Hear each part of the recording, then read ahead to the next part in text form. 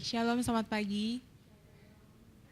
Kita bersyukur kita boleh kembali lagi datang ke tempat ini dan kita pada pagi hari ini ingin memulai presentasi peserta untuk lomba jurnal HCB yang ke-7. Untuk membuka presentasi kita pada pagi hari ini, saya meminta dengan kasih kesediaan Ibu Beatrice untuk membuka kita di dalam doa.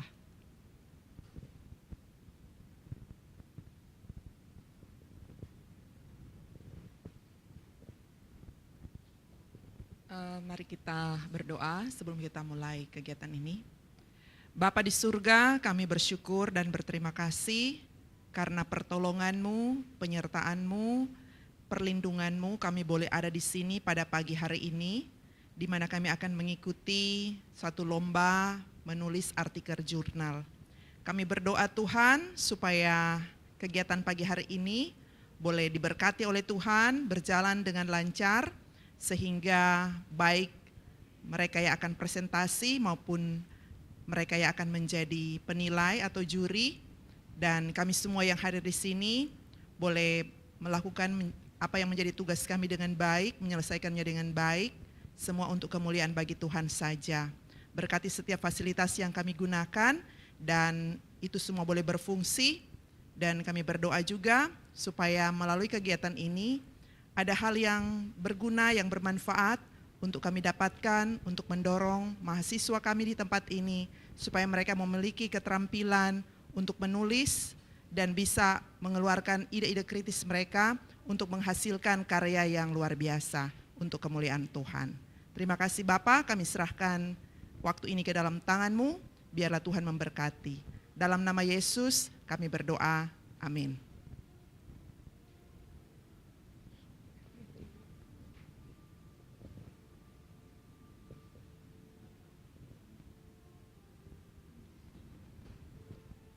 Ya, saya mempersilakan untuk ketiga dewan juri kita untuk mengambil tempat di depan. Untuk juri yang pertama, Bapak Pendeta Dr. Ivan THJ Wisman MHum, lalu ada Ibu Johana Beatrice Tumbol SEMTH, dan kepada Bapak Dr.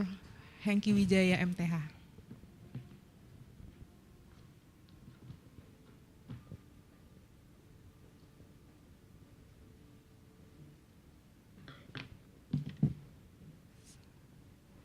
Selanjutnya kita akan mendengarkan kata sambutan yang akan disampaikan oleh Ketua HCB kepada Aimel.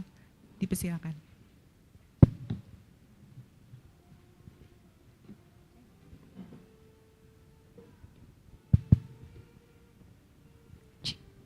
Ya, terima kasih kesempatan yang diberikan kepada saya selaku Ketua Panitia Hari Cinta Buku yang ke-7 tahun 2024. Pertama-tama saya ucapkan kepada kita semua selamat pagi dan shalom. Ya, Dewan Juri yang saya hormati, yang pertama Ketua Panitia sekaligus Ketua Penilai sekaligus pemandu acara Bapak Dr. Hengki Wijaya, yang saya hormati Bapak Dr. Ivan THJ Wisman MHum, dan yang saya hormati Ibu Johana Beatrice Tumbol SEMTH. Terima kasih karena sudah menyempatkan dan mau membantu kami pada hari ini sebagai Dewan Juri dan sebagai penilai, di mana pada hari ini adalah lomba pertama yang kita adakan dalam rangka penyelenggaraan Hari Cinta Buku yang ke-7 tahun 2024. Dan pertama-tama saya juga mengucapkan banyak terima kasih kepada rekan-rekan panitia Hari Cinta Buku yang sudah mempersiapkan segala sesuatunya untuk kita pakai bersama-sama, dan pada saat ini boleh terlaksana di hari yang pertama ini, yaitu lomba jurnal. Dan tentunya ucapan terima kasih juga kepada setiap mahasiswa yang boleh mengambil bagian dan partisipasi pada lomba ini dari setiap angkatan. Dan ya, kita tahu bersama dalam persiapan lomba jurnal ini ada 2 minggu yang sudah kita lakukan sebelumnya. Ada kelas coaching yang sudah dibawakan oleh Bapak Hengki, dan itu berturut-turut diikuti oleh setiap peserta dan rekan-rekan panitia, sehingga pada saat ini kita bersyukur sudah mulai akan mempresentasikan, peserta akan mempresentasikan hasil dari jurnal yang sudah dibuat. Dan ya, sebelum saya mengakhiri sambutan ini, saya mau persilakan teman-teman sekalian untuk berdiri. Dewan juri juga saya meminta untuk berdiri. Kita memiliki semboyan HCB, Reader Today, Leader Tomorrow, bersama Tuhan kita bisa. Ya, nanti saya katakan HCB 7, baru kita semua menjawab Reader Today, Leader Tomorrow, bersama Tuhan kita bisa. Oke. HCB 7, Reader Today, Leader Tomorrow, bersama Tuhan kita bisa. Yes, yes, yes. Ya, terima kasih. Saya persilakan kita duduk kembali. Ya, harapan kami selaku ketua panitia dan mewakili rekan-rekan panitia HCB, semoga kedepannya kita tetap bekerja sama dan terus kompak untuk mempersiapkan dan menyelenggarakan kegiatan lomba-lomba berikutnya dan pembukaan pada hari Senin tanggal 8 sampai 9 April hari Selasa. Kita akan terus meminta pertolongan dari Tuhan agar kegiatan kita ini boleh berjalan dengan baik. Ya, mungkin ini saja yang dapat saya sampaikan. Kurang lebihnya dalam persiapan kami mohon dimaafkan dari panitia. Dan selanjutnya saya kembalikan kepada MC. Terima kasih, Tuhan Yesus memberkati. Hari Cinta Buku yang ke-7 tahun 2024 kita namakan lomba jurnal ya. Jadi persiapannya tentu ada karena dilatar belakangi oleh bahwa antusias yang rendah dari mahasiswa untuk menulis jurnal itu juga tidak terlepas dari pembinaan. Jadi tahun ini kita mencoba dari generasi-generasi sebelumnya ya, kita mencoba untuk bagaimana meningkatkan animo atau antusias mahasiswa untuk hadir. Ya, puji Tuhan dalam coaching yang kita laksanakan 3 minggu yang lalu, jadi minggu lalunya itu adalah kerja mandiri ya, kerja mandiri. Lalu minggu ini kita presentasi 3 minggu yang lalu itu coaching pertama, perkenalan terhadap struktur jurnal dan sebagainya dan bagaimana memperkuat ide itu dengan referensi. Minggu kedua sudah ada ya, saya kira sudah ada yang membuatnya ya, sudah membuat dan itu sudah berhasil dan hari ini kita akan presentasikan. Nah, aturan dari penilaian dari lomba jurnal ini ada 2 ya yang akan dinilai. Pertama adalah substansi daripada jurnal. Nah, tentu penilaian yang kami gunakan adalah penilaian yang untuk jurnal terakreditasi nasional. Jadi tentunya jurnal yang ini akan menghasilkan luaran jurnal terakreditasi Sinta. Kita upayakan paling tidak minimal Sinta 4, tetapi paling bagus adalah Sinta 2 ya untuk masuk ya. Dan itu harapan kita sehingga mahasiswa kita sudah memiliki track record yang bagus dalam menembus jurnal terakreditasi. Yang kedua, hari inilah kegiatannya adalah menilai presentasi ya, presentasi daripada jurnal itu dan juga akan ada tanya jawab kepada presenter mengenai isi jurnalnya. Sehingga kegiatan hari ini bukan hanya dinilai tetapi memberikan masukan kepada presenter untuk memperbaikinya. Dan juga ditambah nanti dengan hasil review dari penguji kepada naskahnya. Dengan demikian, dengan 3 pemikiran penguji yang mereview, diharapkan presenter atau penulis jurnal dalam lomba ini akan terbantu untuk mempersiapkan lebih bagus lagi. Lalu kemudian luarannya adalah dibimbing untuk submit dan kemudian diawasi atau melakukan bimbingan sampai tulisan itu terbit di jurnal terakreditasi. Jadi tujuan kegiatan lomba jurnal ini bukan hanya mendapatkan pemenang lombanya, itu biasa saja, di mana-mana juga lomba pasti ada juaranya ya. Ya. Tapi juga ada luarannya. Jadi kita berbasis luaran. Dengan kata lain, dia juga dapat juaranya juga publikasi. Saya mau menutup ini dengan sebuah cerita kisah nyata. Jadi ada angkatan 2017 namanya Renaldi, ya Renaldi. Renaldi ini mengikuti lomba untuk tulisannya yang dari mata kuliah entrepreneurship Brasiska Box. Dia ikut, sebenarnya bukan lomba ya, materi ya. Jadi ikut seminar nasional di Politani Pangkep. Lalu di dalam kelompok itu ada penyaji. Ternyata dalam setiap kelompok itu setelah dibuat di satu ruangan, dia ternyata penyaji yang terbaik. Dan dia dapat sertifikat untuk penyaji terbaik dalam kelompok rumpun ilmu itu. Jadi sesudah itu dikatakan bahwa itu akan dimasukkan di jurnal, walaupun jurnal itu belum terakreditasi. Singkat cerita, karena terlalu lama, jadi saya sebagai pembimbingnya meminta dia untuk bagaimana kalau kita perbaiki naskah itu, kita ikut seminar internasional yang diadakan di Universitas Hasanuddin. Singkat cerita, dia ikut, lalu harus jadi presenter. Waktu itu samang corona, jadi presentasinya dalam bahasa Inggris, direkam saja. Sesudah itu luarannya adalah Proceeding Internasional Terindex Scopus. Nah, waktu itu free. Untuk charge-nya kalau dibayar itu 1,8 ya juta.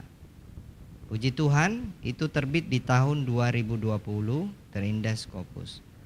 Nah, dampak buat institusi karena itu Proceeding Terindex Scopus akan memberi dampak yang sangat signifikan buat akreditasi. Nah, inilah yang kami lihat bahwa kadangkala kita sebagai mahasiswa hanya melihat bahwa ya saya berdampak bagaimana ya buat institusi, tapi itulah salah satu dampak. Dan sampai saat ini dari 2020 sampai 2024 tulisan itu sudah disitasi oleh jurnal Scopus yang terindeks Q1 ya, peringkat 1. Ada nama jurnalnya Plan, itu Q1. Dan sekarang sudah tersitasi ada sekitar, kalau tidak salah 6 sitasi dari luar. Karena kalau terindeks Scopus baru yang sitasi jurnal nasional kan tidak terlihat di Scopus. Nah itu, jadi rekan-rekan yang hadir saat ini, mari menyuarakan untuk rajin membaca, rajin menulis. Ya, sulit kita menulis kalau tidak rajin membaca. Dan kita akan lihat sebentar presenter-presenter bagaimana mereka idenya yang sederhana atau idenya yang rumit bisa diselesaikan dengan membaca referensi-referensi yang ada. Terima kasih, Tuhan Yesus memberkati.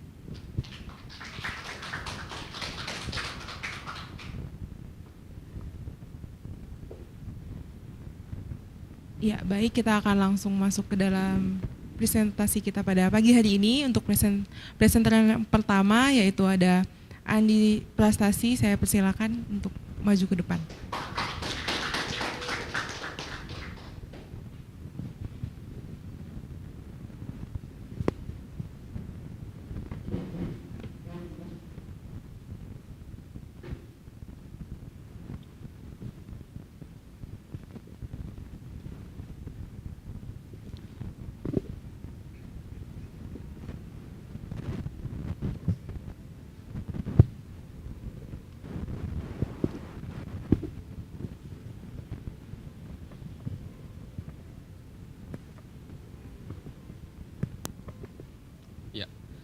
Shalom dan selamat pagi buat kita semua.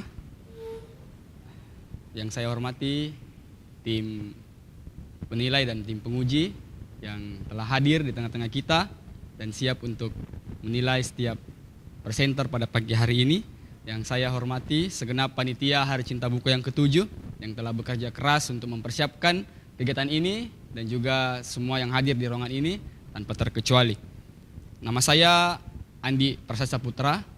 Saya mahasiswa jurusan teologi dari angkatan 2020. Hari ini izinkan saya untuk mempresentasikan secara singkat, padat, dan jelas dari hasil tulisan saya yang sederhana dengan sebuah judul Hamba Tuhan Juga Manusia, Studi Reflektif 1 Raja-Raja 19 ayat 1-8 sebagai upaya menjaga kesehatan mental hamba Tuhan. Adapun yang menjadi abstrak dan kata kuncinya ialah tujuan penulisan ini untuk menjelaskan tentang apa itu kesehatan mental dan bagaimana sikap yang benar terhadap seorang hamba Tuhan yang sedang mengalami penyakit mental. Metode yang saya gunakan dalam penelitian ini adalah kualitatif deskripsi dengan studi kepustakaan, melihat pengertian-pengertian tentang kesehatan mental dan juga lengkap dengan jenis-jenisnya, penyebab-penyebab penyakitnya, gejala-gejalanya, serta implikasi bagi gereja, bagaimana gereja bisa menerapkan penanganan pastoral setelah menyadari tentang hal ini. Kemudian hasil dari penelitian ini menemukan bahwa hamba Tuhan yang sedang mengalami penyakit mental harus diberi waktu untuk beristirahat, diberi asupan makanan dan minuman yang cukup, serta diberi kesempatan untuk mengambil jeda dalam pelayanan untuk jangka waktu yang lama. Kata kuncinya adalah hamba Tuhan, kesehatan mental, penyakit mental, dan 1 Raja-Raja 19 ayat 1-8. Pendahuluan, saya tidak akan jelaskan pendahuluan ini secara rinci sesuai dengan apa yang saya tulis. Teman-teman nanti sekalian, termasuk juga para tim penilai yang saya hormati, sudah membaca tentunya apa yang sudah saya tulis, tapi saya akan berikan gambaran besar dari pendahuluan yang telah saya tulis. Mengapa kesehatan mental, mengapa isu ini yang saya angkat menjadi sebuah tulisan? Karena ini adalah isu yang sangat krusial, ini adalah isu yang sangat hangat hari-hari ini dibicarakan, isu yang sangat-sangat penting untuk disuarakan, khususnya di gereja. Ya. Nah, isu ini saya angkat ketika saya membaca, mengingat tentang sebuah kasus bunuh diri yang terjadi pada tahun 2019 dari seorang pendeta di Amerika bernama Jared Wilson. Beliau itu seorang pendeta terkenal, gereja besar, sekaligus pencetus dan advokat dari sebuah organisasi kesehatan mental. Beliau sering menyuarakan tentang kesehatan mental bagi orang-orang. Beliau sering, salah satu slogan beliau adalah menghapuskan stigma terhadap orang-orang yang mengalami penyakit mental. Dan di sosial media beliau sungguh terbuka bahwa beliau sendiri mengalami penyakit mental. Tetapi yang terjadi di 2019, beliau mengakhiri hidupnya dengan bunuh diri karena mengalami depresi yang sangat berat. Tentu ini menjadi sebuah berita yang sangat mengguncang dunia pelayanan, gereja, hamba Tuhan, dan memunculkan banyak pertanyaan. Mengapa seorang hamba Tuhan dapat depresi? Mengapa seorang hamba Tuhan bisa bunuh diri? Seorang hamba Tuhan yang mengajarkan kepada jemaat untuk tetap kuat, punya pengharapan, tapi justru dia mati bunuh diri. Dan banyak lagi pertanyaan yang lain. Apakah statusnya selamat atau tidak? Tapi dalam tulisan ini saya tidak akan bahas itu lebih lanjut. Dan saya akan berfokus tentang apa sebenarnya menjadi penyebab, pemicu, dan bagaimana menangani, mencegah hal-hal ini supaya tidak terjadi lagi ke depan. Kemudian selain itu, latar belakang yang lain yang melatar belakangi masalah penulisan ini adalah adanya sekitar kurang lebih 15 stigma atau mitos tentang penyakit mental yang tersebar, yang selama ini dipercaya oleh kalangan masyarakat, khususnya dalam gereja. Saya tidak akan sebutkan semuanya, mungkin beberapa saja seperti contohnya. Ada stigma di masyarakat atau orang-orang dalam gereja yang berkata bahwa orang yang punya seorang hamba Tuhan pasti rohaninya baik dan tidak mungkin mengalami yang namanya penyakit mental. Stigma yang lain adalah kalau ada orang yang mengalami masalah penyakit mental, pasti dia punya dosa yang belum dibereskan. Atau penyakit mental ini hanya bisa diatasi dengan doa pelepasan, atau penyakit mental ini selalu dihubungkan dengan roh-roh kegelapan, kuasa-kuasa setan dan sebagainya. Dan banyak stigma atau mitos-mitos yang lain. tentang orang-orang yang mengalami penyakit mental. Bahkan WHO pada tahun 2019 memberikan data yang sangat akurat bahwa sekitar 970 juta orang di seluruh dunia mengalami penyakit mental, dan setiap tahun sejak 2019 itu terdapat sekitar 700.000 orang lebih yang mati bunuh diri karena penyakit mental. Sungguh ini data yang sangat membuat saya sebagai penulis teriris sekali bahwa ternyata isu ini bukan isu yang kecil, ini isu yang sangat besar. Ini masalah yang sangat perlu untuk kita suarakan bersama-sama, terkhususnya di dalam gereja. Dan muncul sebuah pertanyaan yang melatar belakangi. Hamba Tuhan yang mengalami penyakit mental, apakah wajar kalau hamba Tuhan depresi, kalau hamba Tuhan itu stres, hamba Tuhan itu cemas berlebihan, hamba Tuhan punya skizofrenia dan sebagainya? Apakah itu wajar? Mengapa itu bisa terjadi? Mengapa mereka bisa mengalami masalah-masalah seperti ini? Bayangkan teman-teman sekalian, jika di gereja saudara ada dua pendeta. Pendeta yang pertama, kalian dengar kabarnya, tadi malam dia baru keluar dari rumah sakit karena habis operasi tumor di lututnya. Apa yang reaksi kita seperti apa? Pada umumnya kita harusnya bersimpati, berempati, datang, menjenguk, merawat, menunjukkan cinta kasih kita. Tapi kasus yang kedua, bagaimana kalau pendeta saudara, kalian dengar tadi malam baru keluar dari rumah sakit jiwa karena mau bunuh diri tadi malam dan ditangani oleh psikiater? Apa yang jadi reaksi kita? Saya pribadi pasti langsung berpikir, aduh, kok pendeta saya bisa depresi? Saya jadi takut dilayani sama pendeta yang macam ini. Nah, ini salah satu stigma. Seperti seolah-olah tidak wajar seorang hamba Tuhan mengalami penyakit mental. Selain itu juga, belajar dari seperti dengan judul ini, merefleksikan kisah Elia di 1 Raja-Raja pasal yang 19 ayat 1-8. Melihat bagaimana kisah Elia ini yang tadinya di pasal 18 diadegankan berhasil di atas Gunung Karmel melawan 850 nabi-nabi Baal. Tidak lama setelah itu ketika mendapat ancaman dari Isabel, tiba-tiba dia ciut, tiba-tiba dia stres, tiba-tiba dia lari, depresi, mau bunuh diri, mau minta mati sama Tuhan. Dan kisah Elia ini menginspirasi saya untuk menuliskan tentang tulisan ini, menjadi sebuah refleksi tentang hamba Tuhan yang mengalami penyakit mental, bagaimana kita bisa tangani itu. Ya, ini adalah pendahuluan yang bisa saya jelaskan dari tulisan saya. Kemudian untuk teori sendiri, sekali lagi saya tidak akan jelaskan secara rinci tentang teori ini. Tapi tulisan ini mengulas teori-teori tentang definisi kesehatan mental. Ada beberapa definisi yang saya kutip, namun saya akan memberikan kesimpulan saya dari definisi-definisi dari para ahli yang saya tulis di tulisan ini. Saya menyimpulkan bahwa kesehatan mental adalah kondisi di mana seseorang memiliki atau mengalami ketenangan jiwa yang terbebas dari segala bentuk gangguan jiwa seperti ketakutan, kecemasan yang berlebihan, dan lain-lain, sehingga memampukan dirinya untuk berkembang dan memaksimalkan segala potensi yang ada pada dirinya dan membuatnya mengalami kebahagiaan yang positif. Jadi kesehatan mental bicara tentang sebuah kondisi di mana seseorang itu bebas dari segala bentuk kekhawatiran, kecemasan berlebihan, dan dia bisa mengalami perkembangan yang signifikan dalam hidupnya, bahagia, tidak tertekan. Tapi rupanya ini hal yang mustahil untuk dialami oleh semua orang. Kemudian selain itu, selain menguraikan tentang definisi kesehatan mental, saya juga menguraikan teori tentang jenis-jenis gejala dan penyebab penyakit mental yang terdiri dari, sebenarnya banyak sekali penyakit mental. Kalau kita mau baca literatur, banyak sekali jenis-jenis penyakit mental, tapi saya hanya berikan 3 jenis saja yang relevan, yang sederhana, yang sering terjadi di kalangan hamba Tuhan, bahkan mungkin kita sering alami ini, yaitu stres. Stres adalah bagian dari salah satu penyakit mental. Kemudian kecemasan. Kecemasan sendiri ini terdiri dari beberapa jenis. Ada kecemasan phobia anxiety, cemas terhadap sesuatu yang ditakutkan. Kemudian ada acute anxiety, kecemasan yang tiba-tiba datang. Kemudian ada chronic anxiety, kecemasan yang sangat berat, kecemasan yang akut, berlebihan, yang terus-menerus tidak tahu sebabnya apa. Kemudian terakhir ada normal anxiety, kecemasan yang wajar, yang rasional, ada alasannya jelas kita cemas kenapa.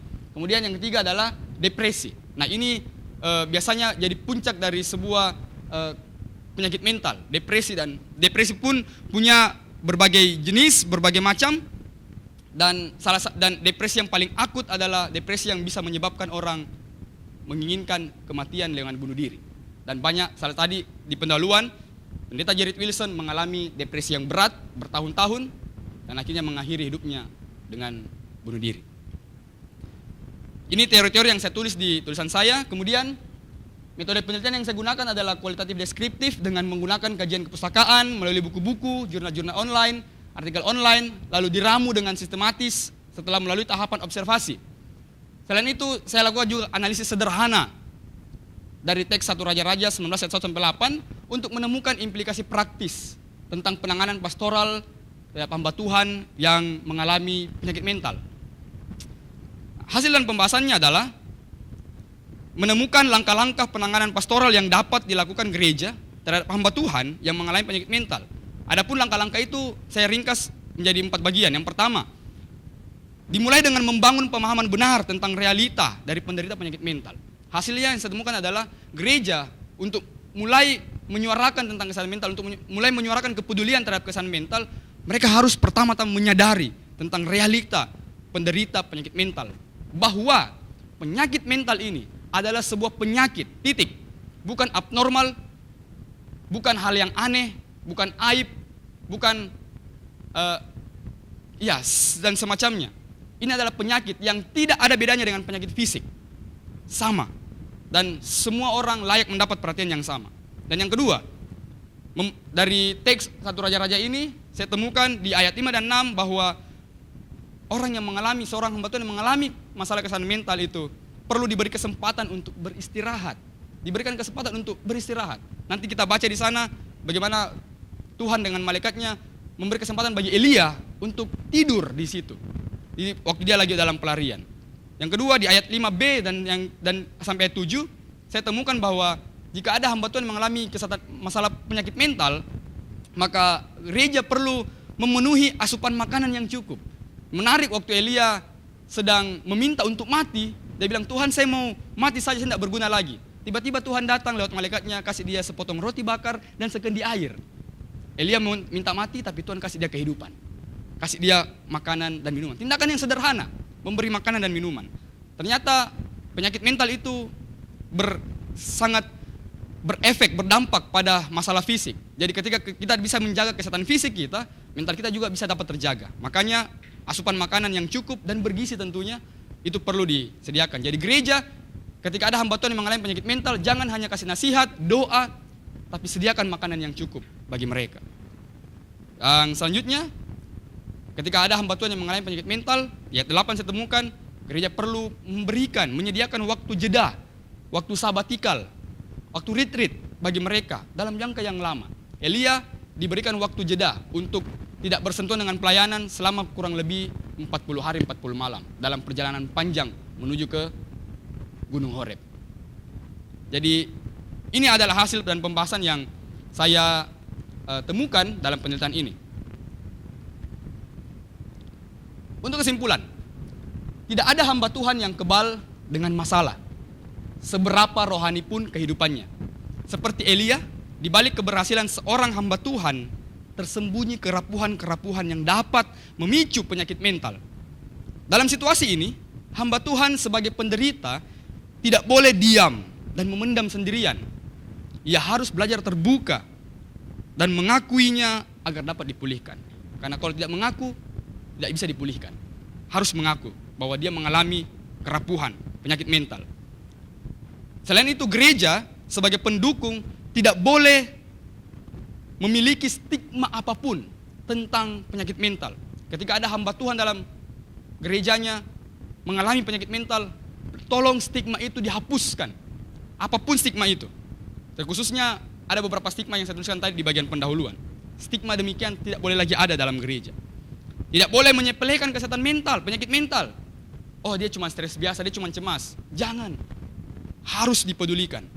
Sama seperti kita peduli kepada seorang hamba Tuhan yang punya penyakit ketika dia mungkin tiba-tiba punya usus buntu dan sebagainya. Bagaimana kita peduli bawa dia ke rumah sakit, demikian juga kita harus lakukan itu. Kalau doa tidak bisa atasi itu dengan utuh, bawalah dia ketemu dengan para profesional, psikiater, psikolog, dan biar mereka ditangani dengan baik. Sambil kita terus dukung dengan doa dan melakukan tadi 4 poin yang tadi.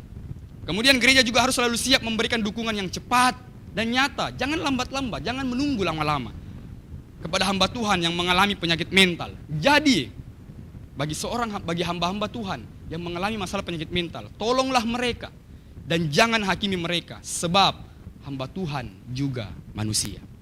Demikian yang dapat saya sampaikan, presentasikan dari tulisan saya yang sederhana ini, dan tentu banyak kekurangan.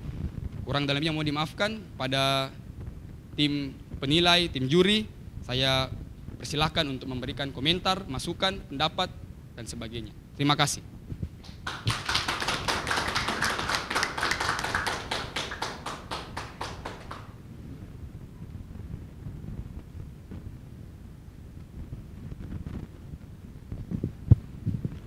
Terima kasih kepada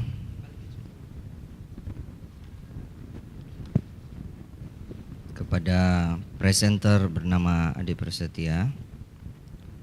Saya akan memberikan kesempatan kepada Dewan Penilai Penguji. Kesempatan yang pertama saya berikan kepada Bapak Dr. Ivan Wisman M.Hum untuk memberikan pertanyaan, sanggahan, saran atau masukan untuk perbaikan. Terima kasih. Ya, terima kasih Dr. Hengki Wijaya dan kepada Andi Prasetya. Terima kasih sudah mempresentasikan artikel jurnal. Ya, pertama mengenai judul ya. Di situ ada hamba Tuhan juga manusia. Ya, mengapa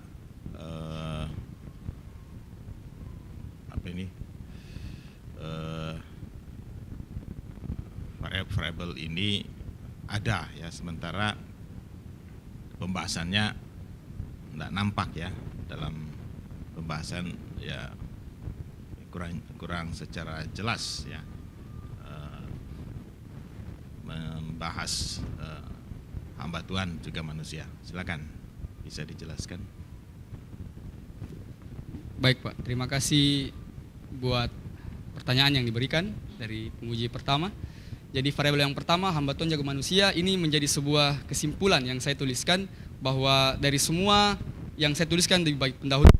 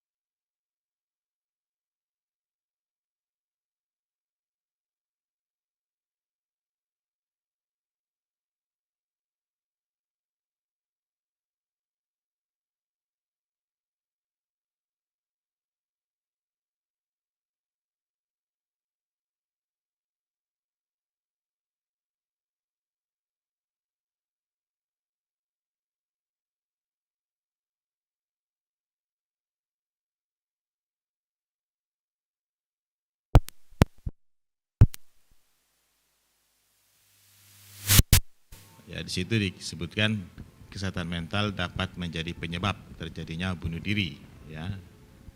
Dan juga bagaimana ya. Jadi di sini tulisan ini akan lebih banyak mengulas mengenai kesehatan mental yang dapat menjadi penyebab bunuh diri. Ya, dan juga bagaimana mengatasi ya, tapi ternyata saya enggak juga melihat ya penyebab bunuh diri ya, bagaimana mengatasi ya, dan juga saya tidak melihat teori bunuh diri ya. Ya, gimana jelaskan ini, karena di sini akan banyak mengulas ya yang dapat menjadi penyebab bunuh diri. Silakan. Terima kasih untuk pertanyaan yang diberikan kembali. Saya katakan di sana bahwa karena saya mengawal dengan sebuah kasus bunuh diri, sebagai sebuah batasan bahwa tulisan ini tidak akan membahas tentang apa itu bunuh diri dan sebagainya, tapi akan berfokus membahas pemicu-pemicunya. Nah, pemicunya itu adalah ketiga hal yang tadi, bahwa stres, kecemasan, dan depresi ini dapat menjadi pemicu seseorang dapat mengalami bunuh diri. Nah, caranya menangani, saya tuliskan di bagian pembahasan bahwa dari kisah Elia belajar tentang bagaimana gereja bisa ketika ada hambatan yang mulai muncul, timbul penyakit mental sekecil apapun itu yang wujudnya, maka harus segera ditangani dengan memberi mereka istirahat, memberi mereka makanan, memberi mereka istirahat yang cukup dan sebagainya. Jadi memang ya saya menuliskan itu di bagian ini bahwa tidak akan berfokus pada tentang bunuh diri, teori bunuh diri dan sebagainya, tapi akan berfokus tentang pemicu-pemicunya dan sudah saya uraikan di bagian teori. Demikian. Kemudian di paragraf berikutnya, ya di situ ada mitos ya, mitos,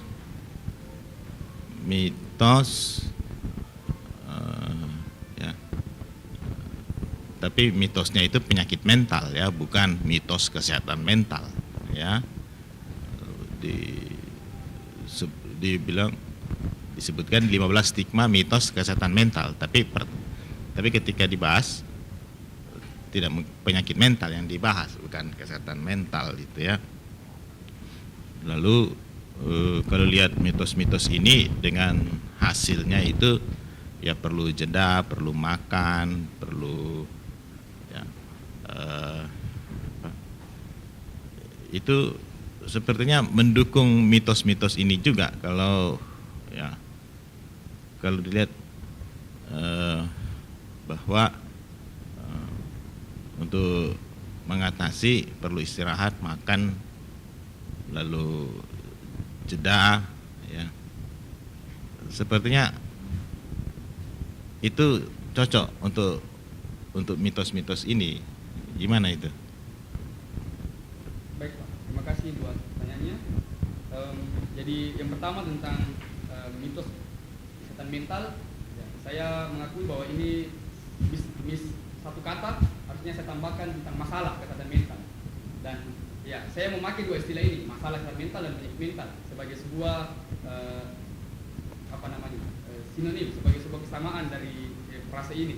Kemudian yang kedua tentang stigma mitos yang saya tuliskan dan kemudian dengan hasil pembahasan, saya pribadi ketika membaca kembali melihat bahwa justru dengan hasil pembahasan yang saya uraikan, saya melihat ini justru mematahkan stigma ini, bahwa ketika ada hamba Tuhan yang depresi, ada hamba Tuhan yang mengalami penyakit mental, kemudian gereja memaklumkan keadaan mereka, gereja memberikan mereka kesempatan untuk memulihkan diri, gereja membawa mereka misalkan ke psikiater atau kemudian asupan makan mereka, maka gereja sedang berjuang untuk mematahkan, menghapuskan stigma itu dengan tindakan-tindakan yang praktis yang saya uraikan di hasil pembahasan. Jadi saya sebagai penulis melihat ini sebagai sebuah upaya, hasil pembahasan tadi, tindakan tadi, upaya untuk menghapus, mematahkan stigma dan mitos yang sudah mengakar di masyarakat maupun dalam gereja. Demikian.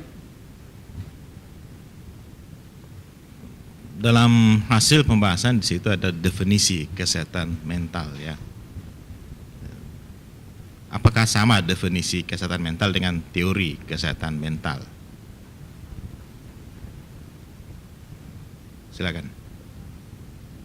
Untuk definisi kesehatan mental dan teori-teori kesehatan mental, jadi untuk definisi ini saya menjelaskan lebih umum tentang apa kesehatan mental, kondisinya, bagaimana, situasinya seperti apa, bagaimana ketika orang mengalami kesehatan mental. Saya jelaskan dan saya sudah berikan kesimpulan tentang sebuah kondisi di mana orang mengalami terbebas dari masalah-masalah yang bisa menekan dia, tidak buat dia sukacita dan sebagainya. Dan tentu ini untuk teori kesehatan mental sendiri, bagian-bagian dari pemicu-pemicunya, ini menjadi sebuah hal yang lebih rinci, jadi bagian satu kesatuan, tapi menjadi sebuah cabang-cabang penjelasan yang akan merujuk sama-sama kepada definisi itu sendiri. Jadi teori-teori yang saya utarakan adalah teori-teori tentang penyakit mental, tapi saya mendahului dengan kesehatan mental. Demikian Pak. Lalu selanjutnya yang dibahas jenis gejala penyebab ya penyakit mental. Kenapa tidak dibahas jenis gejala penyebab kesehatan mental? Kenapa penyakit mental? Baik Pak. Jadi mengapa saya membahas tentang jenis penyebab gejala penyakit mental? Karena ya inilah yang jadi masalah utama. Tidak karena ya kesehatan mental tadi dijelaskan di definisi bahwa ini suatu kondisi yang seseorang punya jiwa baik, punya jiwa aman, bebas dari kecemasan, depresi dan sebagainya. Nah kemudian ketika ada masalah dengan jiwa itu, nah itulah penyakit mentalnya. Nah, ternyata penyakit mental itu dia punya wajah yang beragam, dia punya bentuk yang beragam, dan ini yang saya jelaskan tentang jenis-jenis dari penyakit mental itu sendiri. Setelah menjelaskan tentang bentuk kesehatan mental, kita mengetahui bagaimana wujud mental yang sehat, kemudian kita harus mengetahui juga bagaimana wujud dari mental yang sakit, bagaimana jenis-jenisnya dan wujud-wujudnya. Demikian. Lalu sebelum implikasi itu ada 10 langkah ya, 10 langkah yang dilakukan seorang pemimpin gereja untuk mendukung orang yang sedang dalam masalah penyakit mental. Kenapa bukan mencari 10 langkah bagaimana menangani pemimpin gereja yang sakit mental? Kenapa 10 langkah yang dilakukan seorang pemimpin gereja untuk orang yang kenapa bukan enggak terbaliknya gitu ya? 10 langkah mengatasi hamba Tuhan yang penyakit mental. Kenapa enggak itu yang dibahas? Silakan. Baik, Pak. Jadi luaran dari tulisan ini adalah sebuah kampanye bagi gereja. Bagaimana mereka bersikap dan menangani secara pastoral bagi hamba-hamba Tuhan yang mengalami penyakit mental. Dari 4 masukan-masukan saya, usulan-usulan saya tentang seperti gereja harus menyadari realita penyakit mental, gereja harus berikan kesempatan, memberikan asupan. Jadi ini semua sebuah penyuaraan bahwa implikasi ini, hasil ini adalah suara kepada gereja. Bagaimana gereja harus bersikap kepada penyintas penyakit mental. Kemudian saya perkuat lagi dengan 10 langkah praktis yang pemimpin gereja dapat lakukan untuk mendukung. Jadi saya tuliskan itu sebagai sebuah penguat lagi, pendukung yang menguatkan lagi argumentasi saya supaya gereja benar-benar harus sadar dan harus cepat tanggap terhadap hamba Tuhan yang mengalami penyakit mental. Demikian. Ya, kemudian di implikasi itu ya disebutkan penyakit mental gitu kan. Paragraf kedua, hamba Tuhan yang mengalami penyakit mental gitu ya. Kenapa bukan kesehatan mental? Baik Pak, terima kasih buat pertanyaannya. Jadi sekali lagi bahwa tujuan dari tulisan ini adalah mengulas, mengkaji lebih dalam tentang apa-apa saja pemicu-pemicu penyakit mental yang bisa hamba Tuhan alami dan bagaimana mengatasi itu. Jadi untuk membahas kesehatan mental sendiri, tentu sebenarnya bagi saya kalau sudah sehat mentalnya harusnya tidak usah dipusingi lagi bagaimana. Yang kita mau pusingi sekarang adalah bagaimana ketika hamba Tuhan itu mengalami penyakit mental, apa yang harus dilakukan. Jadi fokus saya dan tulisan ini adalah tentang hamba Tuhan yang mengalami penyakit mental. Demikian. Ya, terima kasih untuk apa yang sudah disampaikan. Ya, jadi demikianlah pertanyaan-pertanyaan yang saya bisa sampaikan untuk Andi Prasasti Saputra. Terima kasih. Saya ucapkan banyak terima kasih buat Bapak Dr. Ivan sudah memberikan masukan. Terima kasih untuk Bapak Dr. Ivan Weisman M.Hum.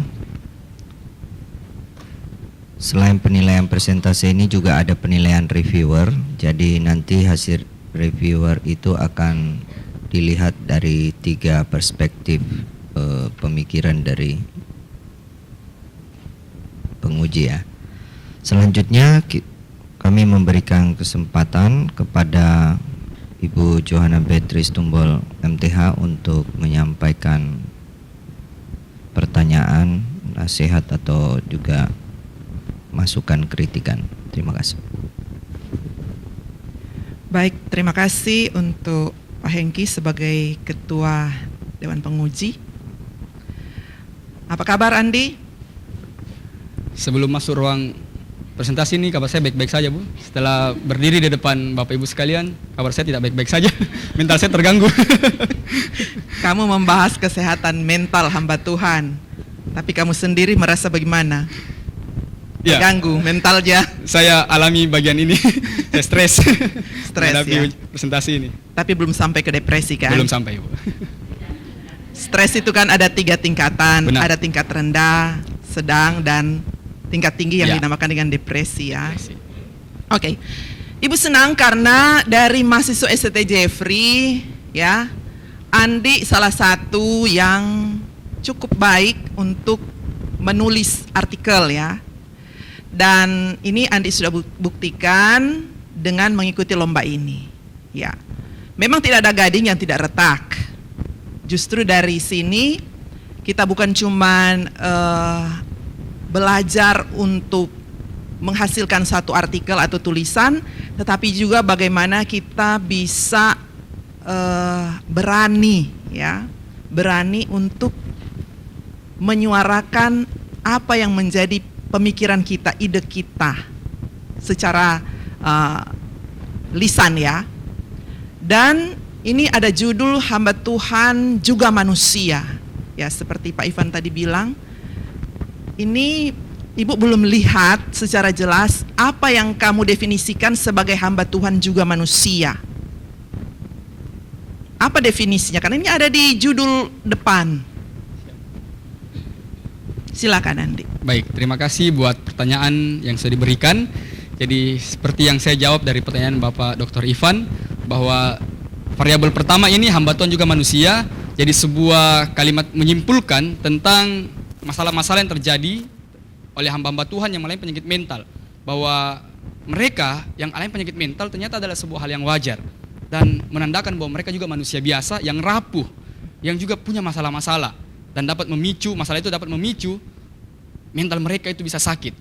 Jadi secara definitif, secara eksplisit saya memang saya tidak menguraikan tentang apa itu hamba Tuhan, apa itu hamba Tuhan juga manusia, tapi definisi itu saya terangkan dalam penggambaran dari abstrak sampai ke kesimpulan. Demikian, Ibu. Oke. Ini mungkin bisa dipertimbangkan ya, karena ini ada di judul besar dan itu di awal. Baik, Ibu. Oke. Kemudian yang berikut, ini studi reflektif 1 Raja 19 ayat 1 sampai dengan 8. Di situ kamu menemukan beberapa saran ya, atau beberapa ide dari apa yang Allah lakukan Ya. kepada Elia. Iya, Bu. Ya.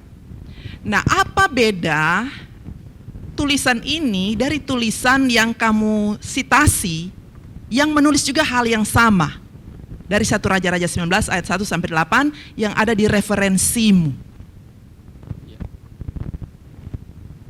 Baik, terima kasih buat pertanyaan ini. Jadi di bagian hasil pembahasan itu, saya memang menuliskan seperti ini, bahwa jika ingin membicarakan tentang bagaimana sikap gereja secara praktis untuk bisa melakukan penanganan pastoral kepada hamba Tuhan yang menangani masalah penyakit mental hamba Tuhan ini, maka sangat baik untuk melihat artikel yang saya sitasi ini. Jadi saya melihat artikel ini sungguh baik menuliskan dan sangat praktis sekali, dan ini yang tulisan mereka saya sitasi dan menjadi sebuah suara dari jurnal ini.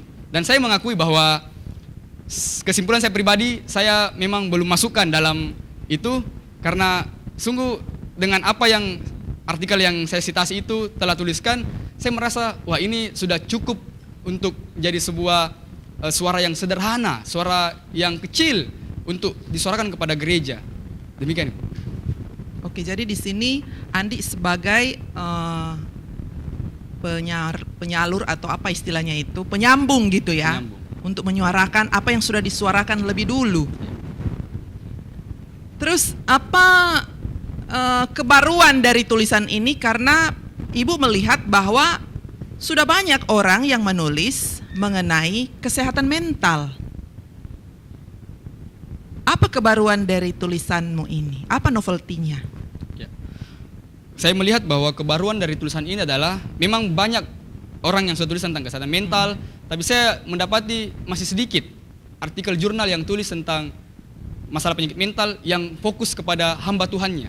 Kalau kepada anak muda, kepada remaja dan sebagainya itu banyak memang, tapi yang fokus kepada hamba Tuhan itu sangat sedikit. Hanya 1-2 yang saya temukan, dan ya dengan tulisan ini saya lihat jadi sebuah kebaruan, sebuah suara yang baru, bahwa bicara tentang kesehatan mental Oke, anak muda rentan untuk alami kesadaran mental, remaja rentan alami kesadaran mental.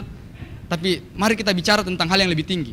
Hal yang benar-benar mengusik pemikiran kita, hal-hal yang selama ini kita anggap tidak wajar, yaitu ketika hamba Tuhan mengalami penyakit mental. Ya, yang ini yang saya nilai adalah sebuah kebaruan, tulisan yang baru, suara yang baru, yang tentu saya yakin tidak sepenuhnya mungkin akan diterima di luar sana, karena tetap akan ada orang-orang yang memegang stigma mereka bahwa bukan hal yang wajar ketika hamba Tuhan punya penyakit mental. Tapi inilah suara saya, ini kampanye saya, hamba Tuhan juga manusia.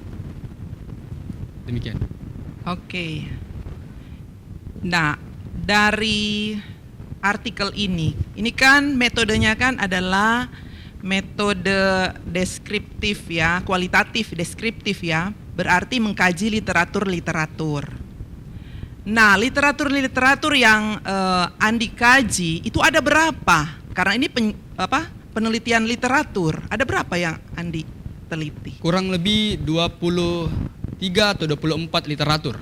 Terdiri dari jurnal-jurnal bahasa Inggris, buku-buku, yang juga dari jurnal-jurnal yang terakreditasi Sinta, ada, dan saya tuliskan di bagian kepustakaan. Oke. Berapa jurnal yang Andi review? Jurnal yang saya review, ada beberapa jurnal yang saya memang membaca, tapi salah satu beberapa jurnal yang jadi seperti sumber primer saya untuk saya observasi, kurang lebih ada sekitar 2 kalau tidak salah yang saya jadikan sumber prima saya, yang saya observasi dan saya review bagaimana apa yang dia tulis di situ, apa hasil pembahasannya, apa metode penelitiannya dan sebagainya. Ya, karena kan dari kita mereview jurnal yang sudah terbit sebelumnya, yang punya persoalan dan solusi yang seperti itu yang ditawarkan oleh Andi, di situ kita akan menemukan ya apa bedanya dengan yang kita tulis. Kalau kita belum mereview penelitian-penelitian sebelumnya, bahwa penelitian sebelumnya itu walaupun membahas mengenai kesehatan mental, tetapi kesehatan mental itu tidak berfokus kepada hamba Tuhan, sedangkan yang kita mau tulis ini adalah kesehatan mental yang berfokus kepada khusus hamba Tuhan, maka mungkin itulah kebaruan kita. Cuma itu Ibu belum temukan di artikelmu. Jadi paragraf itu Ibu belum temukan di artikelmu. Yang membedakan penelitianmu ini dengan penelitian-penelitian sebelumnya. Jadi itu yang perlu ada supaya artikelmu ini mungkin bisa diterima ya kalau kita mau submit nanti. Dan yang berikut, apa usulanmu ya, usulanmu ketika kamu menyelesaikan artikel ini. Jadi untuk penelitian ke depan apa yang menjadi usulanmu? Baik, terima kasih buat masukan yang tadi untuk yang Ibu berikan, tentu ini jadi catatan besar, dan jika diberi kesempatan saya akan jadikan sebuah perbaikan buat tulisan ini. Usulan saya bagi penelitian selanjutnya, tentu ini penelitian yang sangat banyak kegelemahan, kekurangan, sangat sederhana. Usulan saya adalah bagi rekan-rekan yang akan meneliti tentang ini, telitilah lebih dalam, lebih spesifik lagi tentang 1 atau 2 kasus atau penyakit mental yang bisa benar-benar jadi sebuah pemicu yang bisa membuat seorang hamba Tuhan itu bisa mengalami penyakit mental dan bisa berujung kepada bunuh diri. Jadi seperti misalkan tentang depresi, boleh mengkaji itu lebih dalam lagi, teori depresi dan sebagainya, studi kasus, wawancara, dan juga bisa benar-benar melibatkan orang-orang atau korban-korban atau penyintas-penyintas untuk mereka bisa diwawancara sebagai sebuah sumber yang akurat, dan benar-benar tulisan itu menjadi sebuah penelitian yang baru, penelitian yang dapat bermanfaat khususnya bagi gereja dan masyarakat. Jadi kurang lebih itu usulan saya, Bu. Oke, baik, terima kasih Andi ya. Satu terakhir, bagaimana caramu menghapus stigma di gereja mengenai pendeta itu atau hamba Tuhan itu tidak boleh sakit mental? Iya. Kalau dia sakit mental, dia itu berdosa atau mungkin dia kurang iman. Bagaimana kamu menghapus stigma itu? Baik, Ibu. Yang pertama, saya bersyukur tulisan ini sudah saya tulis, tentu akan saya presentasikan dalam gereja.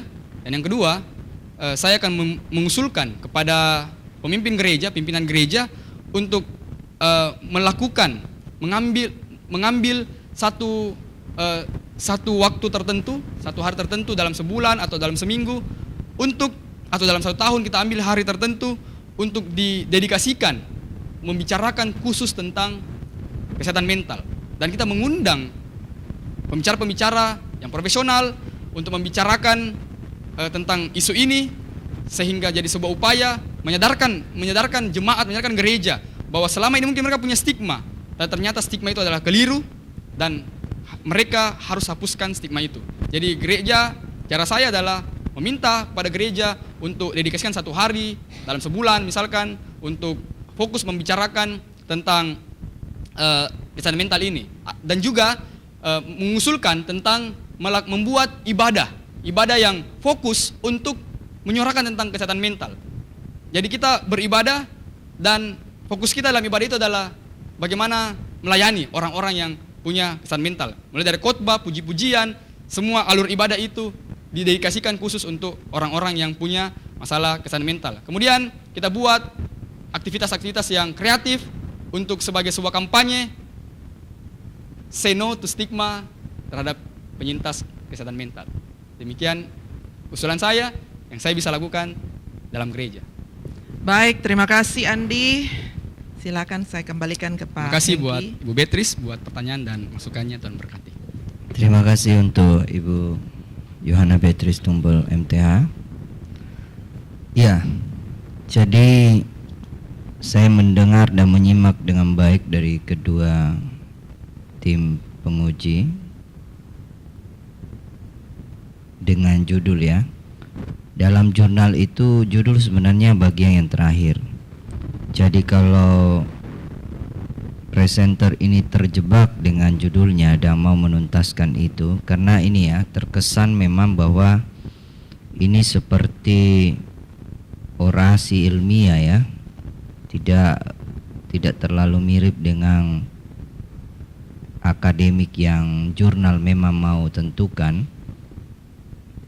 Kalau kita lihat studi reflektif satu raja-raja menjaga kesehatan mental, memang selalu diberitahukan kalau kita harus konsisten dengan apa yang kita tuliskan ya. Jadi ini ada kesehatan mental, baru ada penyakit mental. Tadi dari Bapak Dr. Ivan menyampaikan mengapa tidak mengatasi penyakit mental gitu kan. Nah, sebagai upaya menjaga ini kalimat yang sebenarnya tidak terlalu sesuai untuk sebuah jurnal ya. Jadi kalau kita runtutkan lagi dan melihat pendahuluan, lalu literatur review, lalu metodenya juga terlalu sederhana ya. Jadi tidak harusnya tadi ditanyakan sama Ibu Yohana Beatrice Tumbul berapa jurnal yang direview. Ini sebenarnya menggunakan sistematik literatur review dengan mencoba mencari kata-kata kunci. Kata-kata kunci yang dimasukkan entahkah itu pakai Publish or Perish atau Google Scholar. Dengan kata-kata kunci itu sebenarnya memberikan batasan kepada penulis apa yang sebenarnya mau dikaji. Jadi sebenarnya judul itu bisa saja berubah ya. Nah, terlihat dari hasil pembahasan saudara, terlihat bahwa Anda mau mengatasinya langsung ya. Jadi sebenarnya Anda harus dulu melihat satu Raja-Raja 19:1-18 ini. Jadi kita harusnya menggunakan metodologi yang kita perjumpakan ya,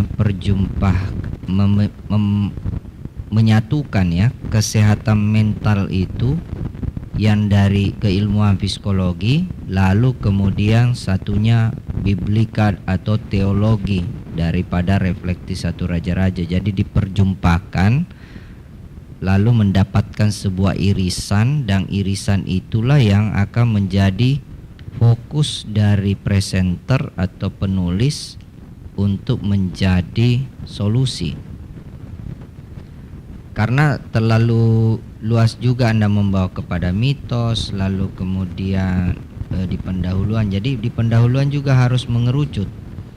Ya, tidak usah banyak hal. Kalau memang bicara depresi, ya depresi aja yang dibahas. Tapi memang muncul nanti kata depresi itu ke dalam judul.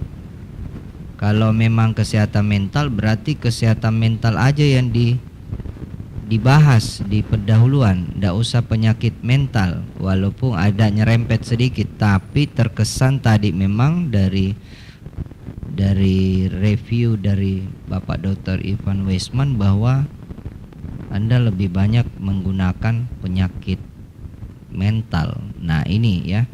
Jadi konsistensi dalam dalam menulis jurnal itu, kita memang biasa pikiran kita banyak meluas. Jadi makanya ketika kita cari dengan literatur review itu, kita harus kata kunci itu harus diperketat begitu. Jadi misalnya kesehatan mental dan apa ini ya, untuk mencari dan mengerucutkan itu.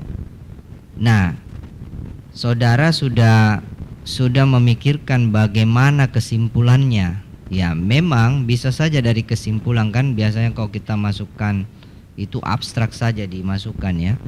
Tapi itu bisa berubah setelah kita memulai perjalanan kita untuk menulis, karena membaca referensi.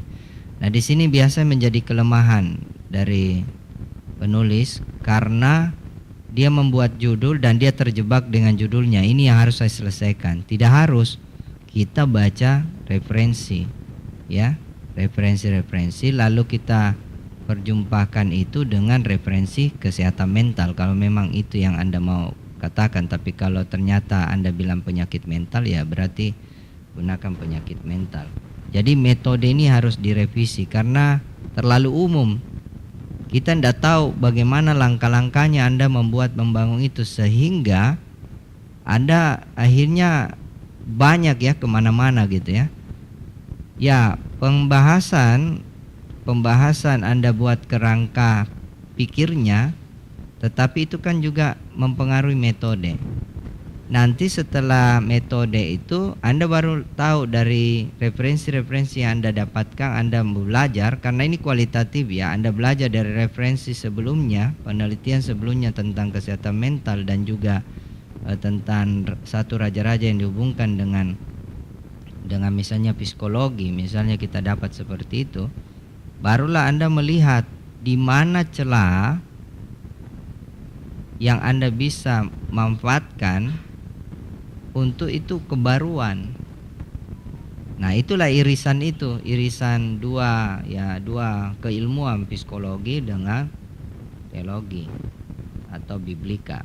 Lalu itulah yang Anda akan bawa, barulah dibawa kepada teologisnya, lalu kebawa implikasi praktisnya dalam hal kepada keilmuan psikologinya dan juga keilmuan dalam misalnya leadershipnya begitu kan, bagaimana mengatasi itu, atau ada konselornya atau apa ya, dibawa ke situ. Jadi Anda harus jelas di metodologinya itu, metodenya itu, supaya enggak kemana-mana. Kalau begini kan tadi jawaban-jawaban yang disampaikan oleh presenter itu masih mengamban terus. Anda terjebak untuk mempertahankan apa yang Anda sudah tulis. Nah, sementara kalau kita untuk jurnal itu ada hal yang ya bukan membantai ya, tetapi bagaimana supaya kualitas penulisan itu meningkat. Jadi tidak apa, memang dalam penilaian presentasi itu kan mempertahankan, tetapi harus melihat yang mana bisa dipertahankan, yang mana Anda harus kolaborasi. Oh iya, seperti ini. Oh iya, saya mulai mengerti. Nah, baik. Pertanyaan terakhir saya setelah Anda mendengar penjelasan tim penguji, apa yang Anda bisa ambil ya? Kalau saya ini kan nanti juga akan ada hasil review ya dari naskahnya ya. Tapi setelah Anda mendengar itu, apa yang Anda ingin ubah cara berpikir, kerangka pikir saudara untuk membangun ini? Jadi jangan terlalu pusing dengan judul. Judul bisa terakhir. Jadi seringkali judul itu dalam menulis jurnal itu tidak harus langsung judul ya. Tapi masalah, tapi itu juga kadang-kadang gagasan sudah ada di apa yang mau dibuat dengan ini ya. Jadi persempit juga masalahnya ya. Sudah bagus itu dipersempit, tapi jangan sampai di blow up ya. Misalnya bunuh diri di blow up, mitos-mitos di blow up. Nah, kalau kita melihat konteks satu raja-raja, ini menarik saudara. Barusan juga ya, istilahnya sama juga kalau yang ya barusan Anda mengatakan menang ya. Nah, contohnya gini, barusan saja kemarin dia jadi WL membawa KKR, besoknya dia itu dapat masalah penyakit mental. Kaget, perasaan kemarin baru WL, luar biasa dia. Lihat videonya, kenapa kok jadi penyakit mental? Nah ini. Nah itu ya, jadi kan begitu toh konteksnya Elia. Barusan kemarin dia baik-baik aja. Nah seperti itu. Ada juga kan barusan juga Petrus mengatakan, tapi itu lain konteks ya. Baru Petrus mengatakan, Yesus kau Mesias. Lalu kemudian tidak mungkin kamu akan menderita. Nah, itu jadi ada hal yang barusan kemarin, lalu kemudian hari ini. Dan kita juga bisa lihat misalnya kalau di dalam kehidupan sehari-hari, barusan tuh kemarin itu luar biasa. Loh kok tiba-tiba jatuh gitu kan. Nah gitu kan, itu kan seperti itu, ngalami masalah gitu kan. Hanya karena seorang perempuan, Ratu Isabel, loh kok ini Nabi Elia lari pontang-panting ketakutan. Nah itu dari saya. Jadi bagaimana? Itu pertanyaan, jadi harus dijawab. Baik Bapak, terima kasih buat pertanyaannya. Jadi apa yang harus saya lakukan setelah mendengar masukan pertanyaan-pertanyaan dari tim penguji? Tentu semua masukan itu akan saya tampung dan akan saya aplikasikan dalam tulisan ini. Sungguh masukan yang baik dan menjadi sebuah wawasan baru bagi saya. Saya sangat bersyukur dikomentari dengan tulisan ini, dikomentari dengan penguji-penguji yang hebat, karena ini menjadi sebuah nilai baru bagi saya, sebuah pengetahuan baru bagi saya, bagaimana strategi yang tepat, cara yang tepat dalam menulis sebuah karya ilmiah, terkhususnya tadi dalam masalah judul.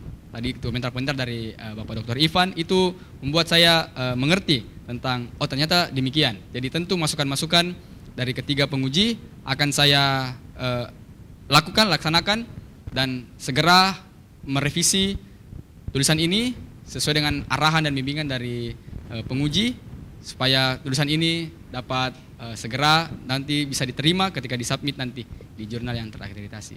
Demikian Pak, terima kasih. Ya baik, terima kasih. Saya memberikan tips kepada presenter bahwasanya kalau kita mensubmit jurnal itu nantinya setelah hasil yang sudah kita review dari 3 penguji, nanti ada hasil review lagi, itu seringkali lebih sering kali kita diarahkan ke satu hal yang kita secara pribadi tidak menyukainya, tetapi kita bisa berdiskusi di dalam hasil review itu apa yang kita tujukan, kita fokus. Nah tadi saya fokuskan, saya catat di catatan saya, fokus kepada rumusan masalah saudara. Jadi itu harus ada sebenarnya tadi apa yang Anda mau rumuskan, atau pokok masalah, rumusan masalah yang Anda mau bahas, dan apakah metode saudara bisa menjawab hal itu. Lalu pembahasannya sudah sesuaikah dengan rumusan masalah supaya bisa lebih terfokus. Baik, kita apresiasi untuk presenter pertama Andi Persetia. Terima kasih. Nanti akan ada oleh-olehnya ya. Oleh-olehnya itu adalah revisi reviewer ya. Seperti itu. Baik, saya kembalikan kepada MC.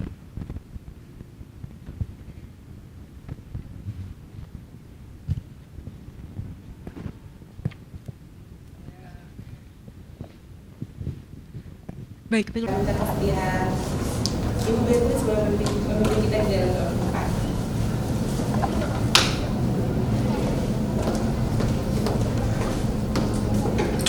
Mari kita berdoa. Tuhan, terima kasih pada sore menjelang malam ini kami sudah ada di sini untuk melanjutkan lomba menulis artikel jurnal. Dan kami berdoa untuk kedua hamba-Mu yang akan mempresentasikan hasil penelitian mereka. Tuhan berikan hikmat bijaksana supaya mereka boleh mempresentasikannya dengan baik. Bagi kami juga yang akan menilai, juga Tuhan berikan kami hikmat dan bijaksana untuk memberikan penilaian yang objektif. Dan berkati juga setiap panitia supaya mereka boleh mengikuti kegiatan ini dan mempersiapkan diri dengan baik. Dalam nama Yesus kami serahkan doa kami dan kegiatan kepada Amin.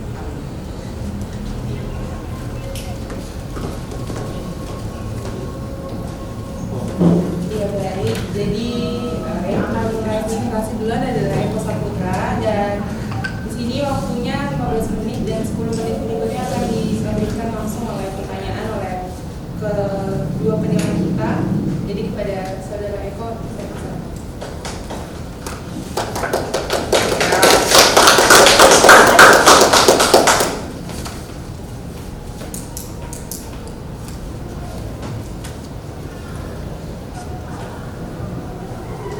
Ya, terima kasih untuk kesempatan dan waktu yang diberikan kepada saya.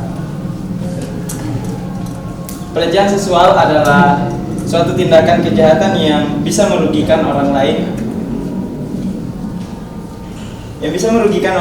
atau bahkan menimbulkan trauma pada korban. Nah, perkenalkan, nama saya Eko Saputra. Saya jurusan Teologi angkatan 2022 dan hari ini saya akan mempresentasikan jurnal yang saya buat, dan judul yang saya berikan dalam jurnal ini adalah pelecehan seksual dalam konteks Alkitab, studi kasus dari Kejadian 34 ayat 1 sampai 31 dan relevansinya terhadap remaja Kristen di era digital. Baik, langsung saja. Saya membahas bagian abstrak, dan di dalam abstrak saya menjelaskan bahwa penelitian ini menelusuri kasus pelecehan seksual dalam Alkitab dengan fokus pada narasi dalam Kejadian 34 ayat 1 sampai 31. Penelitian ini menggunakan metode studi literatur dengan mengumpulkan dan menganalisis sumber-sumber terpercaya tentang pelecehan seksual serta eksegesis sederhana Alkitab untuk memahami konteks, teks asli, dan relevansinya terhadap remaja Kristen di era digital saat ini. Nah, hasil penelitian menunjukkan bahwa pelecehan seksual pada remaja adalah masalah yang serius dan memerlukan berbagai macam strategi pendekatan untuk penanganannya. Relevansinya pada remaja Kristen di era digital dari penelitian ini mendukung pentingnya melalui pendidikan, pencegahan, dan intervensi yang tepat dapat menciptakan lingkungan yang lebih aman bagi para remaja dan mengurangi insiden pelecehan seksual sambil memanfaatkan teknologi digital yang ada untuk mencapai tujuan tersebut. Nah, kata-kata kunci yang saya tuliskan yaitu pelecehan seksual, Kejadian 34 ayat 1 sampai 31, remaja Kristen dan era digital. Lanjut, di bagian pembukaan saya menjelaskan tentang sedikit tentang isi dari studi kasus yang saya ambil dari Alkitab, bahwa di dalam Alkitab kadang-kadang terdokumentasi dalam narasi-narasi yang menawarkan wawasan tentang bagaimana masalah pelecehan seksual dihadapi dan ditangani dalam konteks yang berbeda. Salah satu contoh yang menonjol adalah kisah dalam Kejadian 34 ayat 1 sampai 31 yang melibatkan Dina putri Yakub dan Sikem, seorang pangeran di tempat itu, yaitu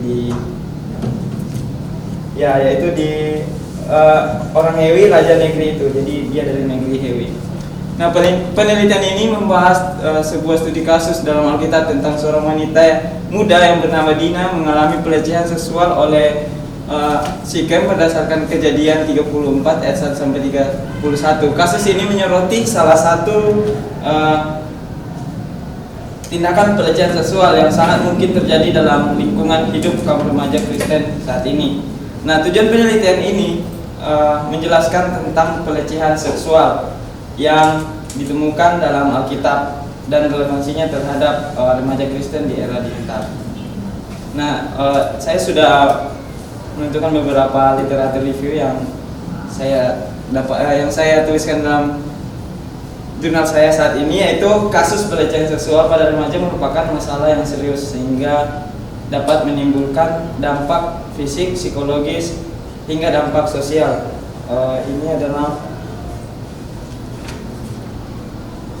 Ini dari jurnal yang ditulis oleh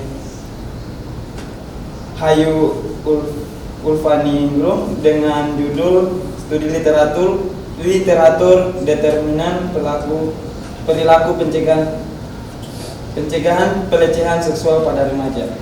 Dan juga saya mendapatkan jurnal yang menulis survei korban pelecehan seksual. Dan berdasarkan survei ini bisa dikatakan bahwa sebagian besar pelecehan seksual terjadi di lingkungan para perempuan. Dan juga saya temukan bahwa lingkungan terjadinya pelecehan seksual menurut penelitian yang dilakukan oleh World Health Organization 2013 bahwa pelecehan seksual dapat terjadi di sekolah, universitas, dan tempat kerja, bahkan di berbagai tempat lainnya. Oleh karena itu, oleh orang terdekat, bahkan oleh teman, oleh guru, dan bahkan orang-orang di sekitar. Metode penelitian yang saya bilang tadi bahwa metode penelitian studi literatur dengan mengumpulkan dan menganalisis sumber-sumber terpercaya tentang pelecehan seksual, metode eksegesis Alkitab sederhana yang melibatkan analisis teks dengan mempertimbangkan konteks historis, budaya, dan bahasa. Hasil dan pembahasan. Dalam hasil pembahasan saya, narasi Kejadian 34 ayat 1 sampai 31 menggambarkan Dina putri Yakub yang diperkosa oleh Sikem, seorang anak raja. Kisah ini menggambarkan reaksi yang beragam dari individu dan keluarga Dina terhadap pelecehan tersebut. Metode eksegesis mengungkapkan situasi ini bahwa termasuk pertimbangan budaya, hukum adat, dan nilai-nilai moral yang terlibat. Keluarga Dina khususnya saudara-saudaranya menuntut balas dendam atas perbuatan tersebut, sementara Sikem dan ayahnya mencoba untuk menyelesaikan masalah tersebut melalui pernikahan antara Sikem dan Dina. Namun balasan saudara-saudara Dina melibatkan tipu muslihat yang berujung pada pembunuhan massal terhadap kaum Sikem. Terus kasus pelecehan seksual pada remaja. Di dalam pembahasan saya juga saya membahas poin bahwa kasus pelecehan seksual pada remaja seperti yang dialami oleh Dina menggarisbawahi pentingnya upaya pencegahan, pendidikan, dan intervensi yang tepat. Kemudian poin yang berikutnya juga penting untuk menciptakan lingkungan hidup yang aman dan mendukung bagi para remaja di mana mereka merasa nyaman untuk melaporkan pelecehan tanpa takut mendapatkannya atau mengalaminya kembali, seperti itu. Terus poin yang berikutnya, perlunya sosialisasi dan beberapa strategi khusus bagaimana mengidentifikasi, menangani, dan mencegah pelecehan seksual, serta pendidikan kepada remaja tentang hak, batasan-batasan yang pantas dalam hubungan, dan cara melaporkan pelecehan. Ya, di bagian kesimpulan, remaja adalah agen penting bagi masa depan umat manusia. Oleh karena itu, kasus pelecehan seksual pada remaja adalah isu yang kompleks dan memerlukan berbagai macam strategi pendekatan untuk penanganannya melalui pendidikan, pencegahan, dan intervensi yang tepat dapat menciptakan lingkungan yang lebih aman bagi para remaja dan mengurangi insiden pelecehan seksual saat ini. Ya, mohon maaf atas banyak kekurangan yang ada. Demikian presentasi saya hari ini. Saya persilakan untuk Dewan Juri untuk menyampaikan. Baik, untuk kesempatan pertama saya berikan balik dulu kesempatan pertama kepada Bapak Dr. Ivan Wisnu pertanyaan. Ya, terima kasih Dr. Wijaya. Ya, apa akar masalah pelecehan seksual di Alkitab Kejadian 34? Ya, terima kasih Bapak untuk pertanyaannya. Jadi akar masalah dalam Kejadian 34 berkaitan dengan judul tentang pelecehan seksual, sebenarnya ditekankan di ayat 1 dan 2 bahwa saat itu orang-orang Israel sedang berada di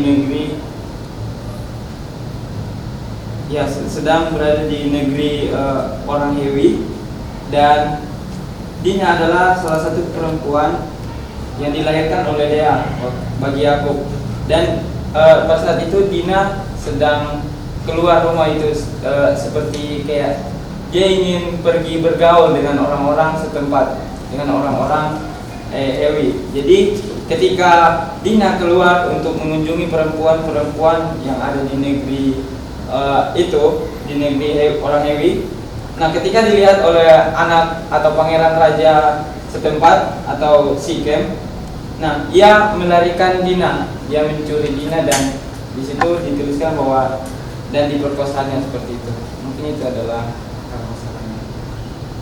Apa faktor pendukung timbulnya pelecehan seksual dalam Alkitab Kejadian 34? Oke, di faktor pendukungnya mungkin terdapat di dalam ayat 3 bahwa Sikem merasa tertarik hatinya kepada Dina anak Yakub. Ia cinta kepada gadis itu, lalu menenangkan hati gadis itu. Dan sebenarnya pelecehan seksual sendiri bukan semata tentang seks, tapi inti dari masalah ini adalah penyalahgunaan otoritas. Meskipun pelaku atau Sikem di sini mungkin mencoba meyakinkan korban, mungkin ada hal-hal tawaran yang dilakukan awalnya, tapi ya secara tidak dijelaskan di sini, langsung saja bahwa dia melarikan Dina dan diperkosanya seperti itu. Tetapi faktornya itu dia tertarik kepada Dina. Mungkin Dina dilihatnya berbeda. Kemungkinan besar Dina adalah seorang yang cantik, dan bagi Sikem dia menenangkan hati Sikem seperti itu. Apa yang perlu dilakukan supaya tidak terjadi pelecehan seksual dalam konteks Alkitab?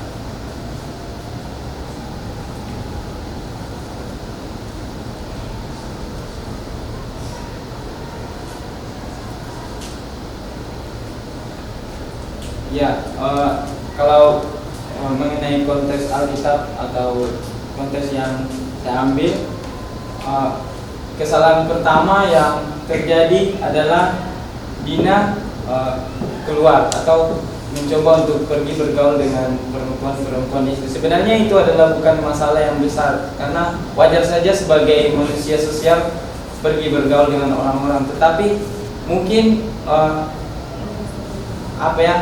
kehidupan orang-orang Hewi adalah dipenuhi dengan rasa tidak takut akan Tuhan, sehingga kesalahan Dina adalah dia keluar dari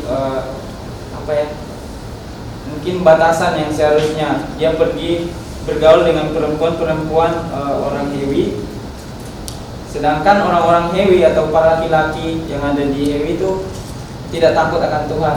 Mungkin mereka bisa berbuat semua mereka seperti itu. Apalagi secara khusus salah satu kebutuhan utama manusia adalah tentang seks, dan yang terjadi di sini adalah hawa nafsu atau keinginan seks dari Sikem sangat besar, sehingga itu terjadi. Jadi mungkin penanganannya adalah seharusnya Dina tidak keluar Dina harus belajar melihat situasi di mana dia tinggal, di mana lingkungannya. Dia harus mengetahui apakah lingkungan itu baik untuk dia pergi bergaul dengan orang-orang di sekitarnya. Dia harus ada yang memberitahu dia bahwa keadaan ini seharusnya situasi atau tempat ini tidak cocok buat dia untuk pergi, karena bisa terjadi hal-hal yang terjadi di dalam konteks ini. Lalu pada remaja Kristen di era digital seperti apa itu pelecehan seksualnya, lalu apa penyebabnya, bagaimana mengatasinya?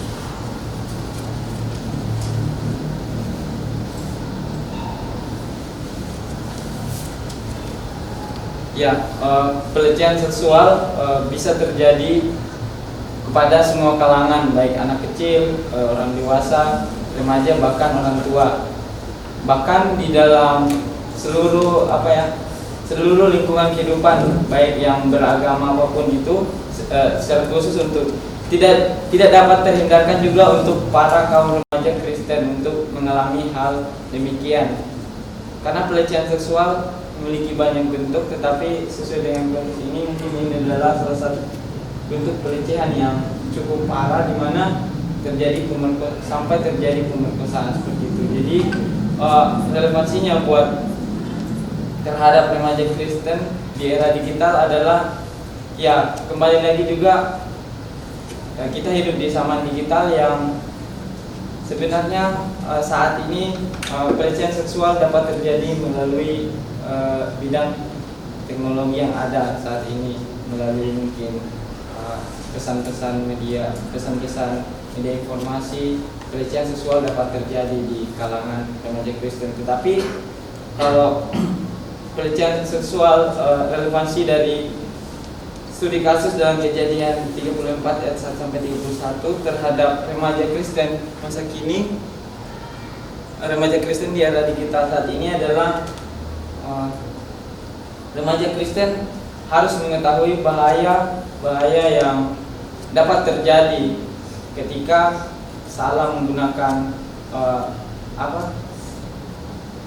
tidak pintar dalam menyelesaikan hidup di era digital saat ini. Bisa jadi remaja Kristen akan mengalami hal yang dialami Dina.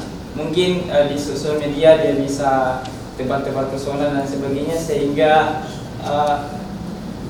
banyak kaum, mungkin ini untuk kaum perempuan, mungkin mereka akan mencoba untuk memposting dirinya, sehingga banyak laki-laki yang tertarik, sehingga bisa terjadi perencanaan atau bahkan terjadi melalui teknologi yang ada saat ini, bisa terjadi pelecehan seksual yang bermuara pada pemerkosaan seperti itu, seperti yang terjadi begini, Pak. Mungkin apa saja yang dapat membuat seorang perempuan menjadi korban pemerkosaan itu, apa penyebabnya?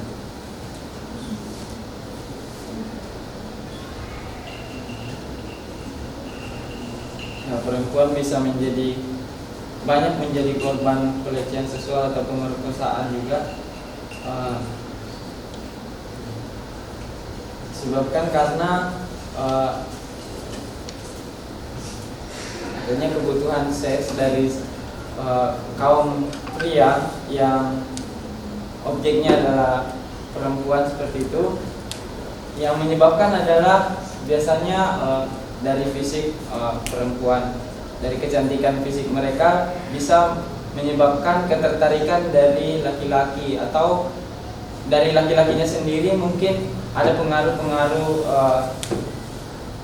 seperti mungkin kebiasaan dengan kecanduan hal-hal yang negatif, sehingga kebutuhan seksnya lebih tinggi seperti itu. Jadi mungkin itu bisa berdampak pada tindakan seksual kepada kaum perempuan seperti itu. Dan bahkan perempuan mungkin bisa mengalami pemerkosaan begitu karena mulai dari fisiknya yang bagus, bisa juga karena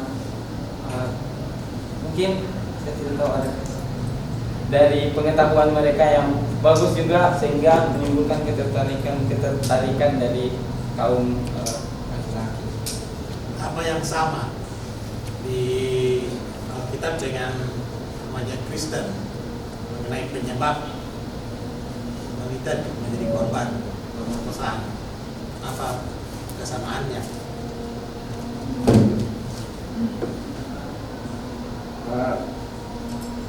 Bentuk fisik mereka bisa menjadi kesamaan. Maksudnya Dina juga adalah seorang perempuan yang sepertinya dia adalah seorang gadis yang cantik, yang baik, yang sepertinya menarik di mata Sikem sebagai laki-laki. Jadi mungkin hal itu menjadi persamaan bahwa mungkin kalau ada remaja yang memiliki fisik yang bagus dan tertarik bagi banyak kaum laki-laki, itu bisa menjadi penyebab terjadinya. Kalau sudah tua, tidak tertarik orang melakukan itu.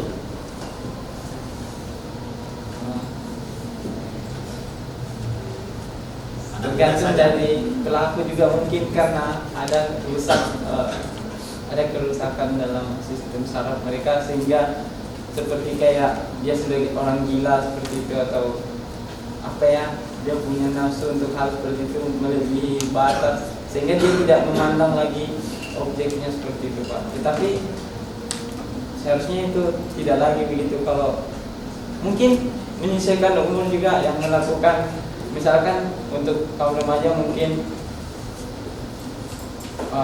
ya semua laki-laki akan tertarik pada umur-umur perempuan yang masih muda seperti itu. Tapi ketika tua agak aneh juga kalau umur seperti saya mempunyai ketertarikan yang besar kepada orang yang sudah lansia seperti itu. Ya, jadi belum jelas ya melihat relevansi ya cari hubungannya ya. Ya paling kurang ada kesamaan ya. Maka terjadi pelecehan seksual ya di Alkitab ya. Apakah itu juga sama di sekarang ini ya. Lalu bagaimana faktor pendukungnya dan bagaimana mengatasinya ya. Nah ini yang perlu didalami, dan apakah memang masih relevan faktor-faktor permasalahan penyebab pendukung penanganan itu, apakah itu masih relevan dengan sekarang ini ya. Jadi misalnya itu kan menangani itu dengan menipu lalu membunuh ya, apakah itu masih cocok ya, dengan cara mengatasi pemerkosaan, pelecehan itu dan cara seperti itu. Lalu apakah memang Dina itu, apakah memang Dina pakai rok mini gitu ya, apakah Dina itu ya joget-joget atau malam hari ya. Biasanya kalau cewek jalan malam hari itu kan gampang mengalami pelecehan kan.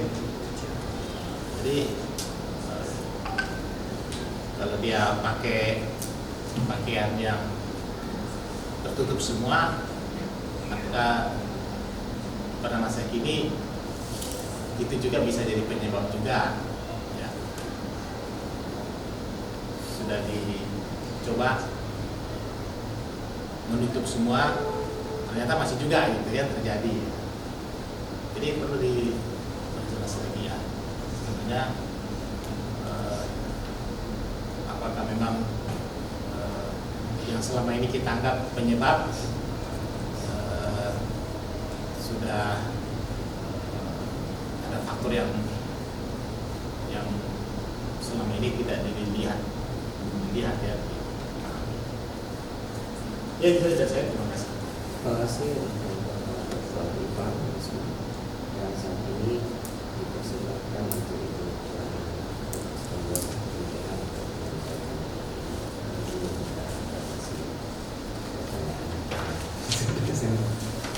kasih Pak Dr. Hengki Wijaya untuk kesempatan yang diberikan. Eko, gimana perasaan situ? Praktik itu seperti di ujian skripsi ya. Apalah begitu. Oke, apa sebenarnya tujuan kamu meneliti ini atau menulis ini? Apa yang kamu mau capai? Apa yang kamu selesaikan? Terima kasih Bu.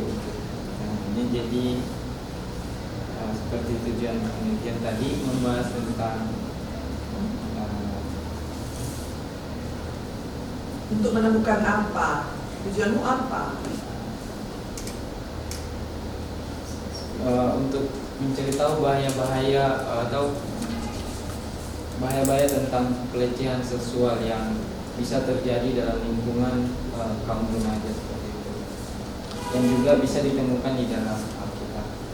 Jadi tujuanmu untuk mengetahui bahaya-bahaya Dan bagaimana seharusnya seperti dilakukannya pencegahan seperti itu, mungkin dengan seperti pendidikan.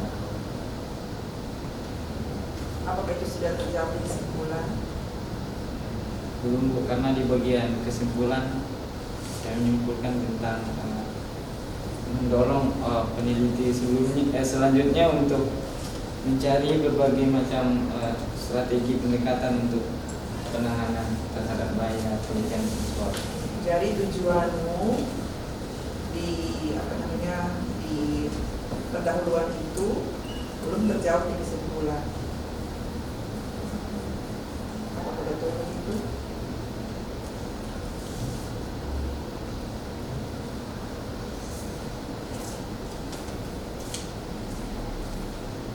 Tujuan kan untuk menjawab masalah ya, statement question ya, pertanyaan masalah ya. Gimana Eko? Jadi di bagian pendahuluan tujuan penelitian untuk menjelaskan tentang pelecehan seksual yang ditemukan dalam kitab dan relevansinya terhadap remaja Kristen, tetapi ya memang kekurangan di bagian kesimpulan adalah masih kurang di bagian relevansi seperti itu. Tetapi mungkin pelecehan seksual yang terjadi di dalam kitab ditemukan bahayanya, memiliki dampak yang besar, seperti yang ditemukan di dalam konteks yang saya baca, bahwa hanya karena pelecehan seksual yang dilakukan satu orang untuk satu orang menimbulkan korban bisa satu kota, bahkan banyak orang seperti itu. Bahkan dosa ya, menimbulkan dosa juga, adanya penipuan seperti itu kan. Ya, sebenarnya banyak dosa yang ditimbulkan di dalam kasus ini. Tetapi memang di bagian kesimpulan belum menekankan tentang relevansinya, tetapi melalui saya menawarkan bahwa melalui pendidikan, pencegahan dan intervensi yang tepat dapat menciptakan lingkungan yang lebih aman bagi para remaja dan mengurangi insiden pelecehan seksual saat ini. Berapa referensi yang kamu gunakan sebagai bagian dari penelitian literatur? Ya, untuk sekarang saya masih, kalau untuk memfokuskan pembahasan ini saya baru punya satu, tetapi untuk dalam pembahasan mungkin saya hanya baru mendapat sedikit jurnal, mungkin sekitar 4-5 jurnal seperti itu. Karena memang apa bedanya penelitian ini dengan penelitian-penelitian yang ada di jurnal yang mendapatkan itu? Apa bedanya? kalau dari jurnal yang saya pakai itu sekarang, mereka menjelaskan tentang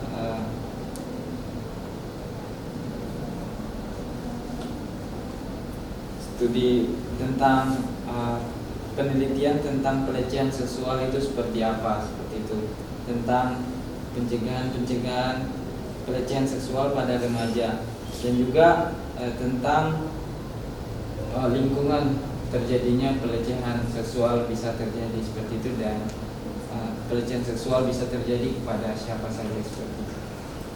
Jadi di jurnal-jurnal yang Eko temukan belum ada studi kasus yang sesuai dengan Kejadian 34 ayat 1 sampai 31. Belum ada. Atau belum dicari? Nah, belum dicari. Mungkin bisa dipakai. Ya, baik, terima kasih. Ya, jadi Eko ini banyak hal yang Anda harus perjelas ya.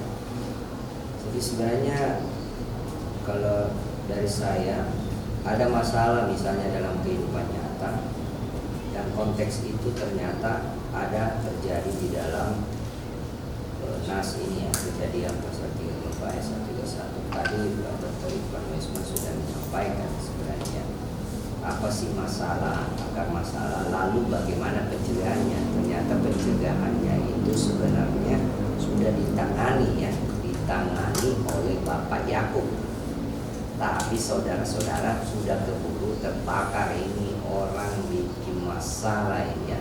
Dalam konteks tradisi kan mereka Yahudi itu kan tidak boleh bercampur dengan orang itu ya, orang ya Sikem itu ya, Lewi itu ya, dengan Sikem itu. Jadi otomatis ya anak-anak ini mengambil juga keputusannya sendiri ya, bermain curang lah bahasanya begitu ya. Karena lanjutannya itu kan ya sudah kamu kalau mau ikut kami, kalau sudah itu dia punya. Nah itu tidak ada dalam konteksnya, ada dalam pemikirannya Yakub. Nah tentu solusi itu tidak baik begitu. Nah sekarang kan kita tidak mungkin bilang harus menggunakan solusi itu kan. Tentu dibilang bagaimana nih akarnya, apa penyebabnya. Dan sepertinya kita bisa bernalar bahwa Sikem ini udah center bela ya, sudah lihat itu ya. Sudah lihat itu Dina, wih cantik itu Dina. Tapi kalau pakai rok pendek ya kayaknya iya.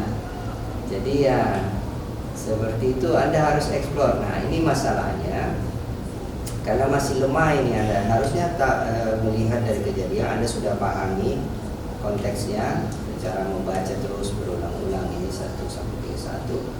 Lantas Anda mencoba melihat tafsiran-tafsiran lalu menemukan apa sih sebenarnya, sehingga Anda bisa tahu kronologisnya lebih spesifik ya. Ini sama juga dengan ceritanya Amnon memperkosa adiknya Absalom Tamar kan. Nah, itu juga ada didahului dengan akar fantasi gitu ya, fantasi.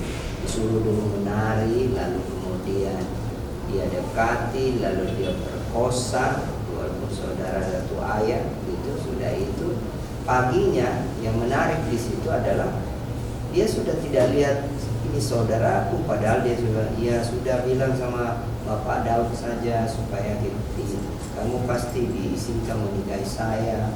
Tapi dia bilang saya sudah ini. Berbahasa kerennya itu tadi malam kulihat kau sebagai ratu, hari ini kulihat kau sampan atau binatang begitu. Nah itu ya sangat menyakitkan. Nah itu kalau konteks itu kan bagaimana perasaannya Tamar adik Absalom. Kalau yang ini sebenarnya Dina juga begitu, tetapi yang lebih apa ya, merasa tersakiti itu saudara-saudaranya Dina. Nah, sehingga keputusannya begitu. Kalau yang melakukan Absalom ya memang juga tersakiti, tapi dia membuat apa ya, mikir. Memang ada penyebab, ada lebih penyebab besar, itu sudah cocok bahwa penanganan yang salah dalam hal ini akan menyebabkan hal yang sana. Itulah yang dibawa kepada remaja Kristen begitu. Hamil di luar nikah misalnya, seperti itu. Pelecehan terjadi, hamil atau bagaimana dan sebagainya, itu yang harus dicarikan solusinya. Nah, tentu pendekatan pastoral yang tepat. Tapi ini sebenarnya Anda harus cari dulu referensi-referensi, lebih banyak membaca, melihat bagaimana pelecehan seksual itu ditangani. Seperti itu. Karena kejadian pasal 34 itu sebenarnya diatasi sama Daud karena kedatangan orang tua daripada itu si ganteng itu, yang mungkin si ganteng atau si brengsek gitu ya. Tidak ditarik brengsek atau si ganteng. Sudah orang tua tapi anak-anak keluarga. Jadi itu ya, jadi baru kita bisa relevansikan ke remaja Kristen. Memang harus apa yang kita pelajari dari NAS itu direlevansikan ke remaja Kristen di era digital. Maka lebih bagus lagi kalau kamu dapat masalahnya di kehidupan nyata baru dibawa masuk ke situ, dan itu terdapat hal yang bisa dipelajari. Ya, jadi karena memang masukan saudara ini masih sedikit ya, mungkin dari prinsip bahasa Indonesia saja ya mengambil ya. Apa ada jurnal yang berhubungan dengan kejadian 341 31 Belum jauh. belum searching ya. Baik, itu saja, kita beri aplaus buat. Selanjutnya kita undang Saudara Joel untuk menyajikan presentasinya. Waktunya 5 menit. Ya. Dan saya harap oneng ya.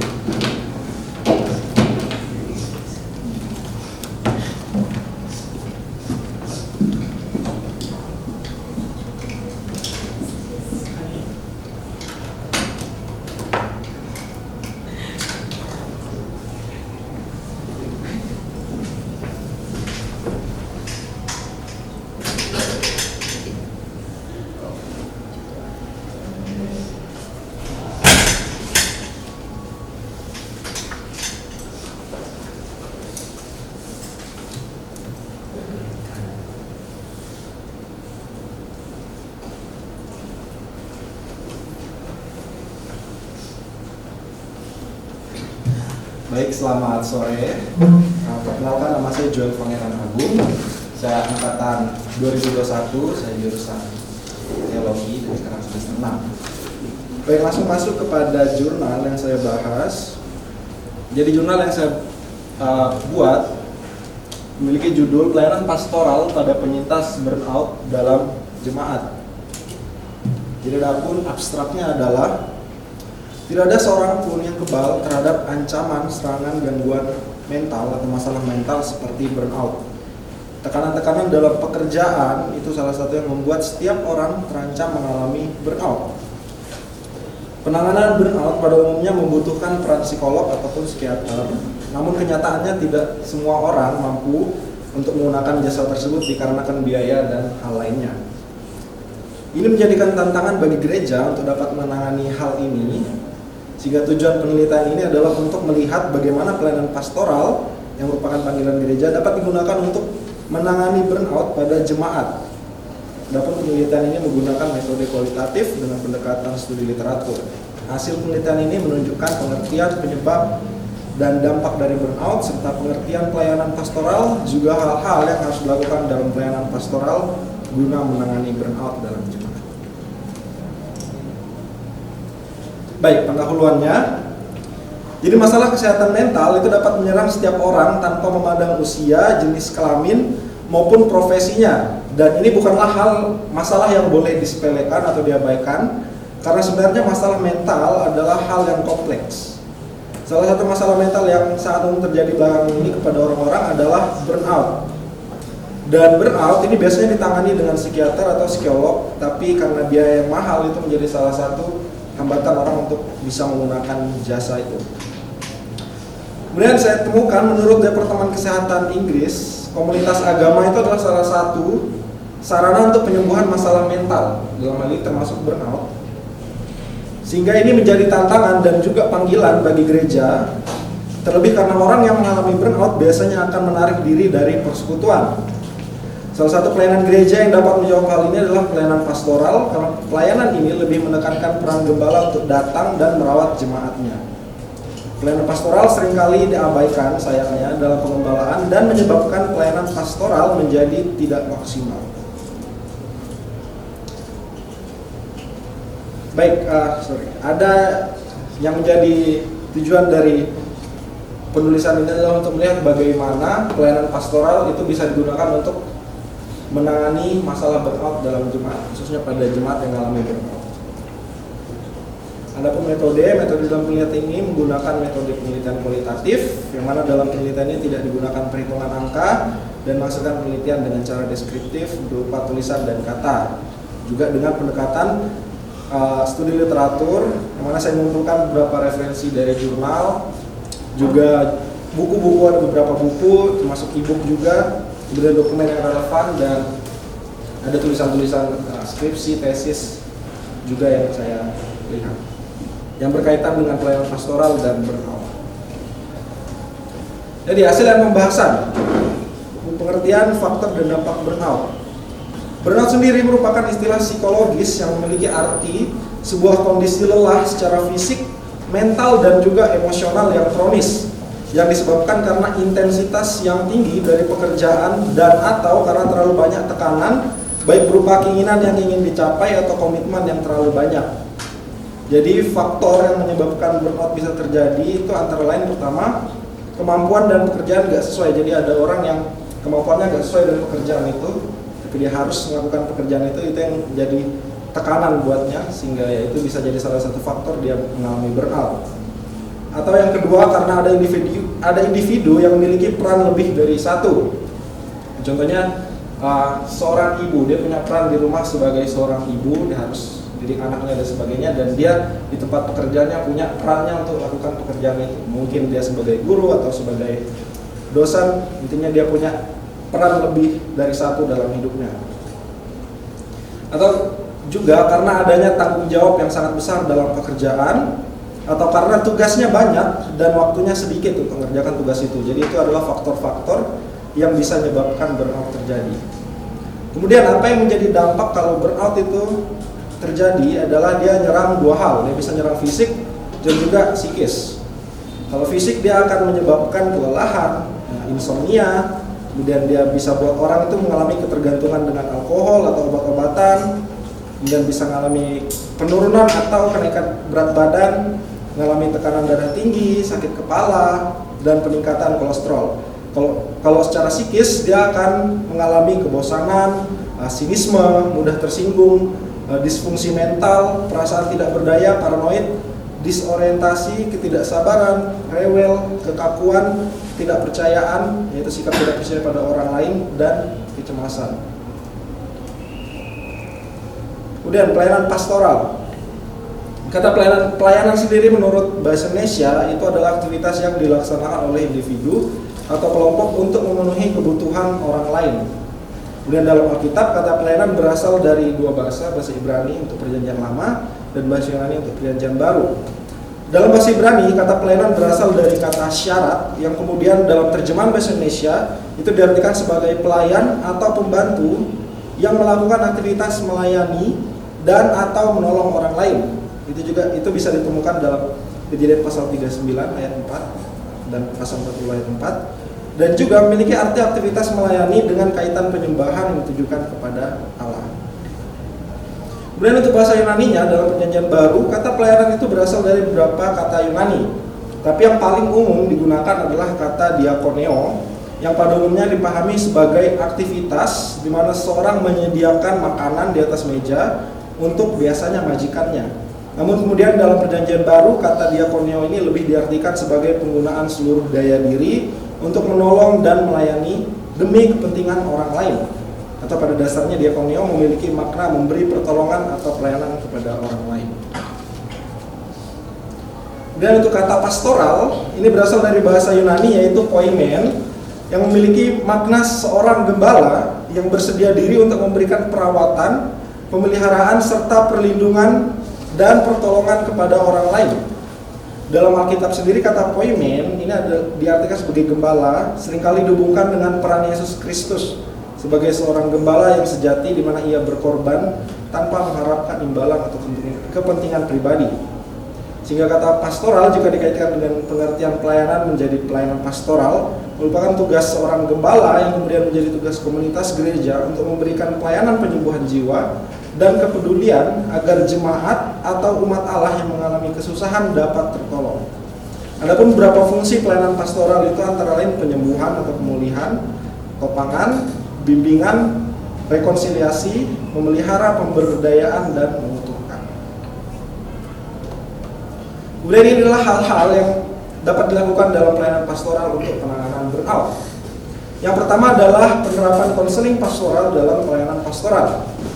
Jadi apa itu konseling? Menurut Oates yang dikutip oleh Santoso, konseling adalah bagian dari ilmu non medis yang bertujuan untuk memfasilitasi dan menghasilkan pertumbuhan, juga pengembangan kepribadian, mengubah gaya-gaya kehidupan yang membuat individu tertentu mengalami hidup yang tidak berbahagia. Nah, untuk penerapannya konseling pastoral dalam pelayanan pastoral ini kita bisa gunakan juga bidang-bidang ilmu pengetahuan yang mendukung, kayak psikologi dan sebagainya. Hal yang perlu diperhatikan dalam melakukan konseling pastoral dalam pelayanan pastoral adalah perlunya pemahaman, penerimaan, empati, sikap mendengarkan, refleksi, dan merespon. Kemudian yang kedua yang dapat dilakukan adalah penerapan pendekatan yang tepat dengan teladan Yesus dalam pelayanan pastoral. Kenapa diperlukan pendekatan yang tepat? Karena sebenarnya burnout, orang yang mengalami burnout itu akan cenderung menarik diri dari lingkungannya, menarik termasuk juga dari lingkungan persekutuan di gereja, sehingga perlu pendekatan yang tepat supaya gereja bisa datang kepada orang yang mengalami burnout. Dan ya, prinsip-prinsip pendekatan yang paling tepat melihat teladan Yesus Kristus dalam pelayanan pastoral. Prinsip-prinsip yang dilakukan Yesus antara lain sebagai berikut. Pertama, perlu untuk membangun hubungan sosial, contohnya dalam kisah percakapan dengan wanita Samaria, di mana awalnya wanita Samaria itu tidak mau jujur dan terbuka sama Yesus, tapi pada akhirnya Yesus bisa bawa dia untuk jujur dan terbuka. Kemudian yang kedua, berfokus pada hal yang mendasar, di mana dalam melakukan pendekatan pastoral untuk pertama kali, hal yang perlu dilakukan adalah memahami apa yang menjadi akar dari permasalahan yang ada. Kemudian yang ketiga, menggunakan komunikasi persuasif. Komunikasi persuasif adalah komunikasi yang dilakukan untuk mengubah sikap, pendapat, dan atau perilaku dari pendengar. Menurut Beriang dan Budiman, Yesus sudah terbukti menunjukkan kemampuannya dalam mengkomunikasikan hal secara persuasif dengan berbagai teknik yang dilakukannya, yang juga merupakan teknik-teknik komunikasi persuasif pada umumnya, seperti teknik asosiasi, teknik integrasi, teknik ganjaran, teknik tataan, dan teknik red hand. Sehingga yang menjadi kesimpulan dari jurnal ini adalah berdasarkan penelitian dan penjelasan yang sudah dilakukan, maka kesimpulan yang dapat diambil dari penelitian ini adalah bahwa isu burnout dalam jemaat pelayanan pastoral ini menjadi salah satu cara terbaik bagi gereja untuk memberikan pertolongan dan pelayanan kepada para penyintas burnout sehingga bisa mendapatkan pemulihan. Dalam melakukan pelayanan pastoral juga terdapat beberapa hal yang perlu diperhatikan agar pelayanan pastoral dapat maksimal dalam memberikan penanganan kepada penyintas burnout. Yaitu pertama adalah dengan melaksanakan konseling pastoral dalam pelayanan pastoral dengan menggunakan prinsip-prinsip konseling umum dan ilmu psikologi, namun tetap memperhatikan nilai kekristenannya. Kedua, dengan menerapkan pendekatan yang tepat kepada penyintas burnout, karena diperlukan pendekatan yang tepat, yaitu dengan meneladani Yesus dalam pelayanan pastoral, seperti membangun hubungan jembatan sosial dengan penyintas burnout dengan baik, memahami akar masalah burnout, dan melakukan komunikasi yang persuasif agar penyintas burnout mau terbuka dan menerima pelayanan yang gereja tawarkan. Jadi itu adalah penjelasan dari jurnal yang saya buat. Terima kasih dan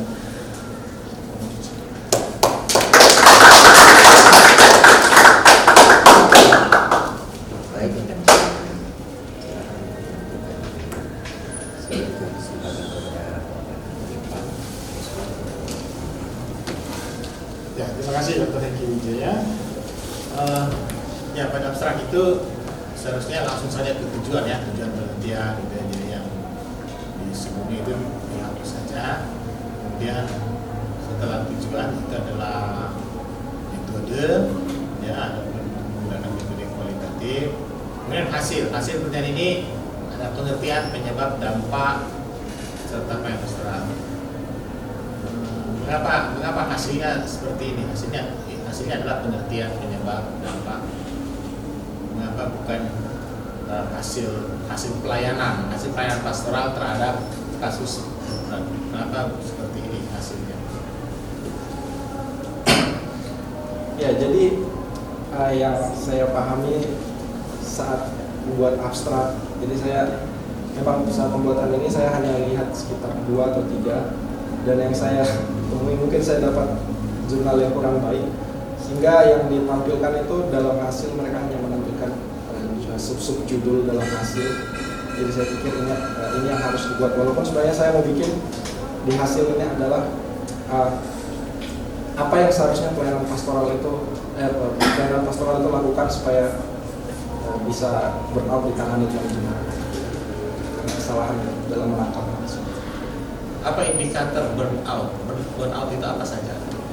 Jadi yang menjadi indikator burnout itu adalah pada umumnya orangnya akan mengalami perubahan karakter dari siapa dia biasanya gitu. Jadi misalnya saya orang yang terbuka, orang yang senang, orang yang mudah bergaul, orang yang ceria, akan mengalami hal yang 180 derajat berbeda dari itu.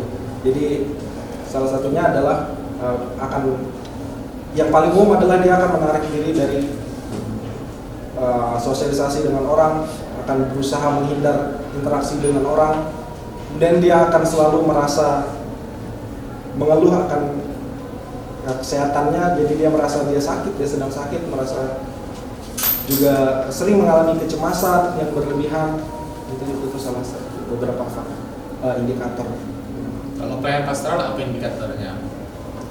Indikator pelayanan pastoral yang saya pahami dari yang saya baca, pada intinya adalah pelayanan yang awalnya itu gembala, itu adalah tugas gembala untuk datang kepada jemaat gitu. Jadi gembala harus merawat dan mendatangi jemaatnya satu persatu, sama seperti dengan seorang gembala dalam menggembalakan dombanya. Jadi gembala yang harus ambil peran aktif dalam merawat, dalam melayani, dalam menolong jemaatnya. Jadi bukan lagi jemaat yang harus datang kepada gembala untuk meminta pertolongan, tapi gembala yang harus datang untuk memberikan pertolongan itu. Jadi itu pelayanan pastoral saya pahami adalah pelayanan di mana gembala atau hamba Tuhan yang turun tangan untuk datang kepada jemaat satu persatu. Nah, supaya orang yang burn out ini bisa pulih, apa yang harus dilakukan dalam pelayanan pastoral? Langkah-langkahnya seperti apa supaya orang yang burn out ini bisa ditolong? Oke, pertama yang harus dilakukan adalah harus bisa dulu gembala atau hamba Tuhan yang mau menjangkau penderita burnout, dia harus bisa untuk diterima dulu gitu. Jadi apakah penyintas burnout ini mau untuk menerima dia, makanya diperlukan pendekatan yang tepat gitu supaya penyintas burnout ini tidak menolak sebelum bantuan itu diberikan. Itu pertama yang harus dibuat. Jadi apa yang harus dibuat supaya gembala diterima? Harus dibuat apa? Membangun hubungan sosial yang baik gitu. Jadi salah satu contohnya tadi yang ada di hasil percakapan dengan salah satu yang Yesus buat, berbicara dengan perempuan Samaria. Jadi dari situ yang saya tangkap, yang saya temukan juga, yang saya baca di jurnal juga adalah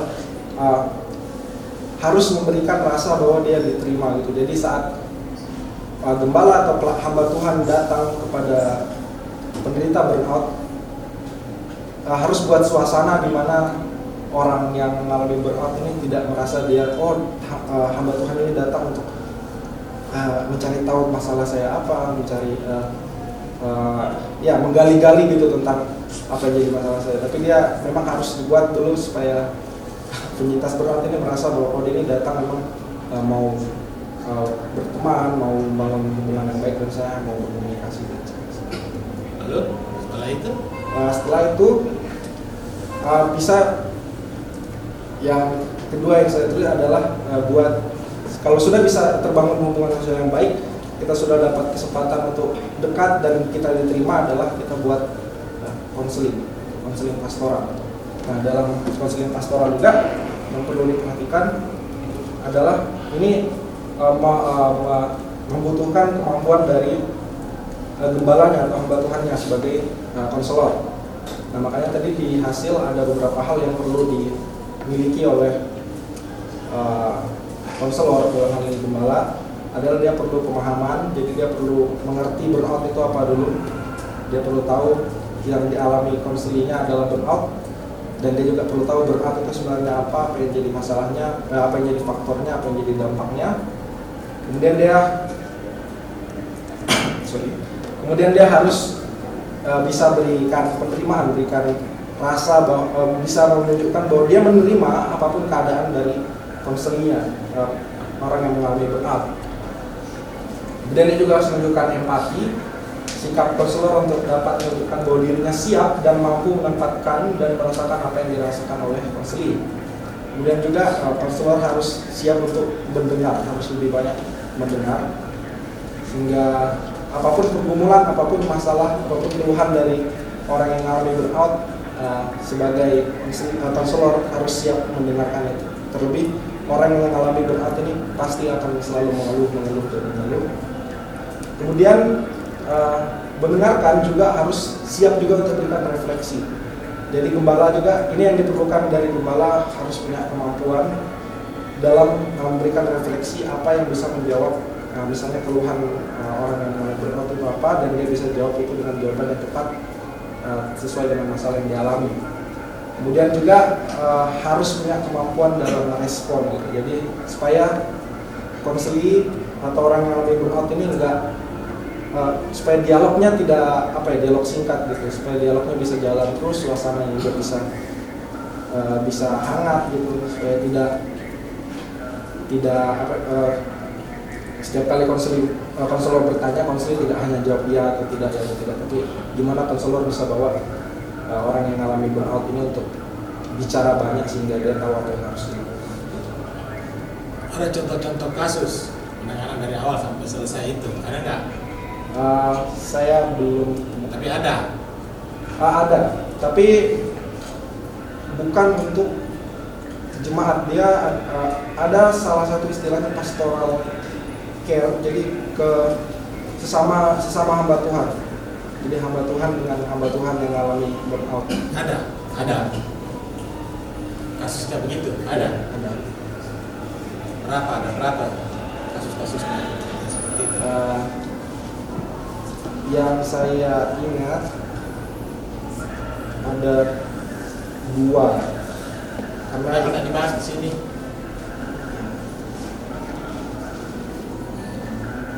Lalu bagaimana hasil? Sama model pelayanan pastoral yang seperti ini, sama. Jadi ini seperti ada beberapa yang sama dan ada beberapa yang beda. Kalau yang saya temui dari 2 kasus itu, yang sama dari ini adalah berkaitan dengan penerimaan dan pemahamannya. Jadi yang saya temui dari jurnal-jurnal itu bahwa untuk menangani burnout ya yang pertama harus buat orang itu merasa diterima gitu, dan harus mengerti apa yang dia. Tidak dibahas kasusnya itu. Ya. Dan langkah-langkahnya begitu. Spesifik langkah-langkahnya tidak. Oh, yang ada spesifiknya ada? Tidak, saya tidak. Harus dicari, kalau enggak dilakukan, dipraktekkan, gitu kan? Terapkan, cari orang. Ya itu aja saya, terima kasih. Terima kasih Pak Dr. Wisman.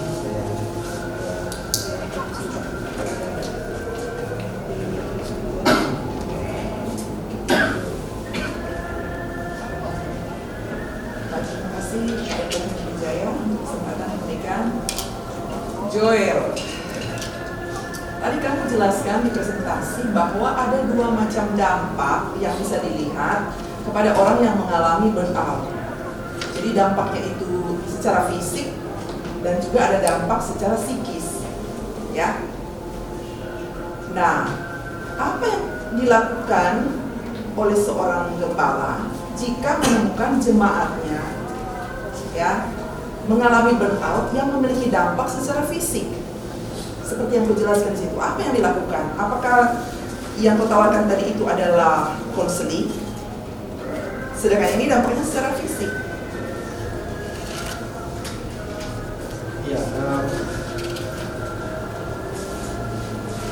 saya akui bahwa dalam hasil dari pembahasan dan hal-hal yang harus dilakukan nampaknya hanya untuk menangani masalah psikis.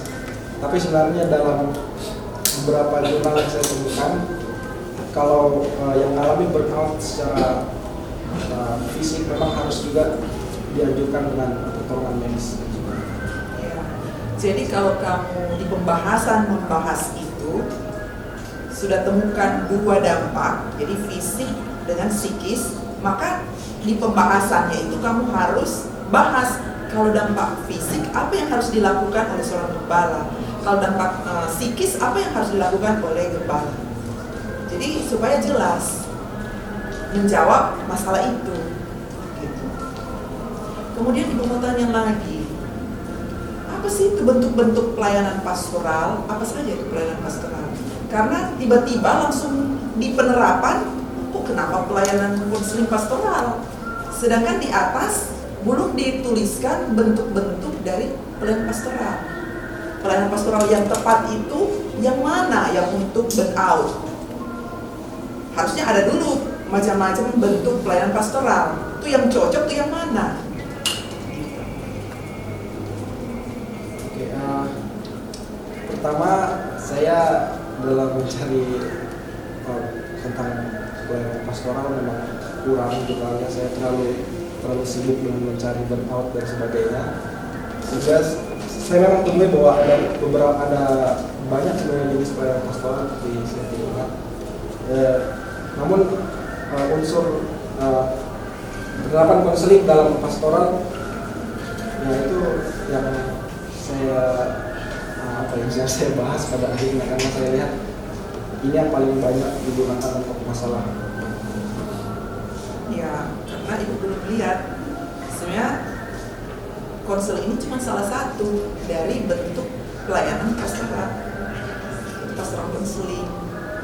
Ada pastoral bentuk pelayanan pastoral yang lain. Misalnya khotbah. Kalau orang yang burnout dia masuk gereja, bisa tidak? Pasti bisa kan? Terus gembala mau khotbah apa? Ya kan? Begitu juga dengan pelayanan pastoral yang lain.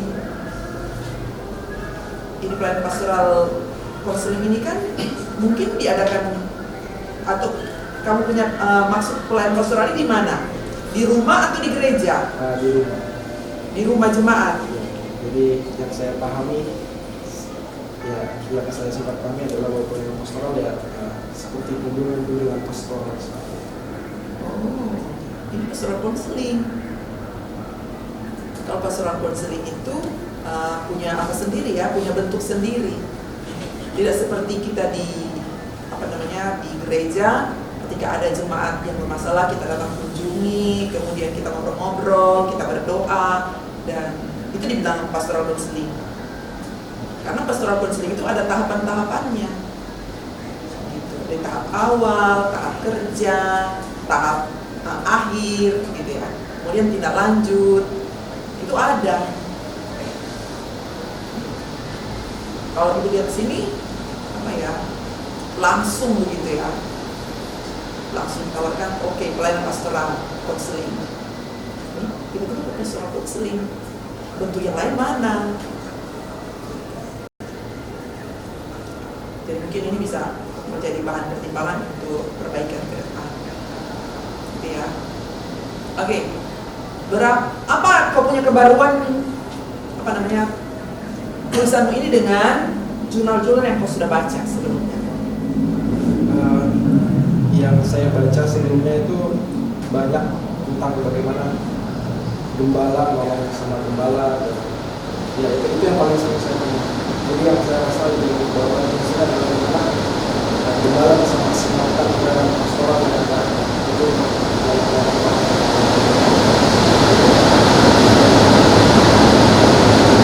Selama ini burnout ini kita atasi dengan cara apa sih? Kalau di jurnal-jurnal lain burnout ini diatasi dengan cara seperti apa? Dengan cara itu konsultasi kesehatan psikolog paling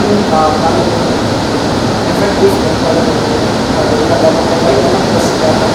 Psikolog ya.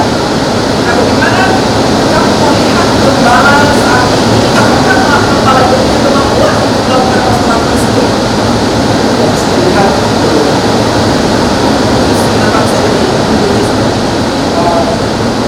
bagi saya sangat tapi yang jadi harapan saya adalah bagaimana gembala bisa melihat pentingnya kemampuan dalam konseling dalam pastoral. Jadi memang dari ini tidak diketahui harus dalam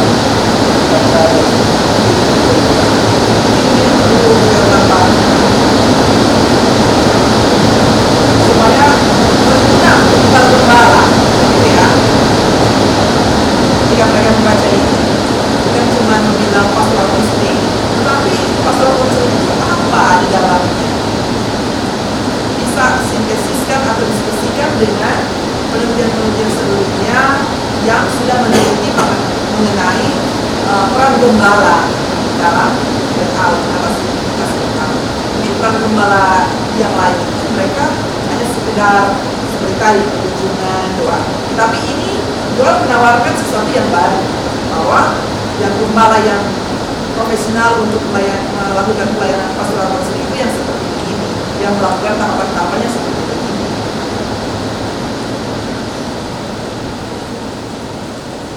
Itu saja. Terima kasih Ibu Ya, kalau kita perhatikan ini, saya setuju juga dengan Pak Ivan ya. Jadi dari abstrak itu terlihat dan memang kenyataannya.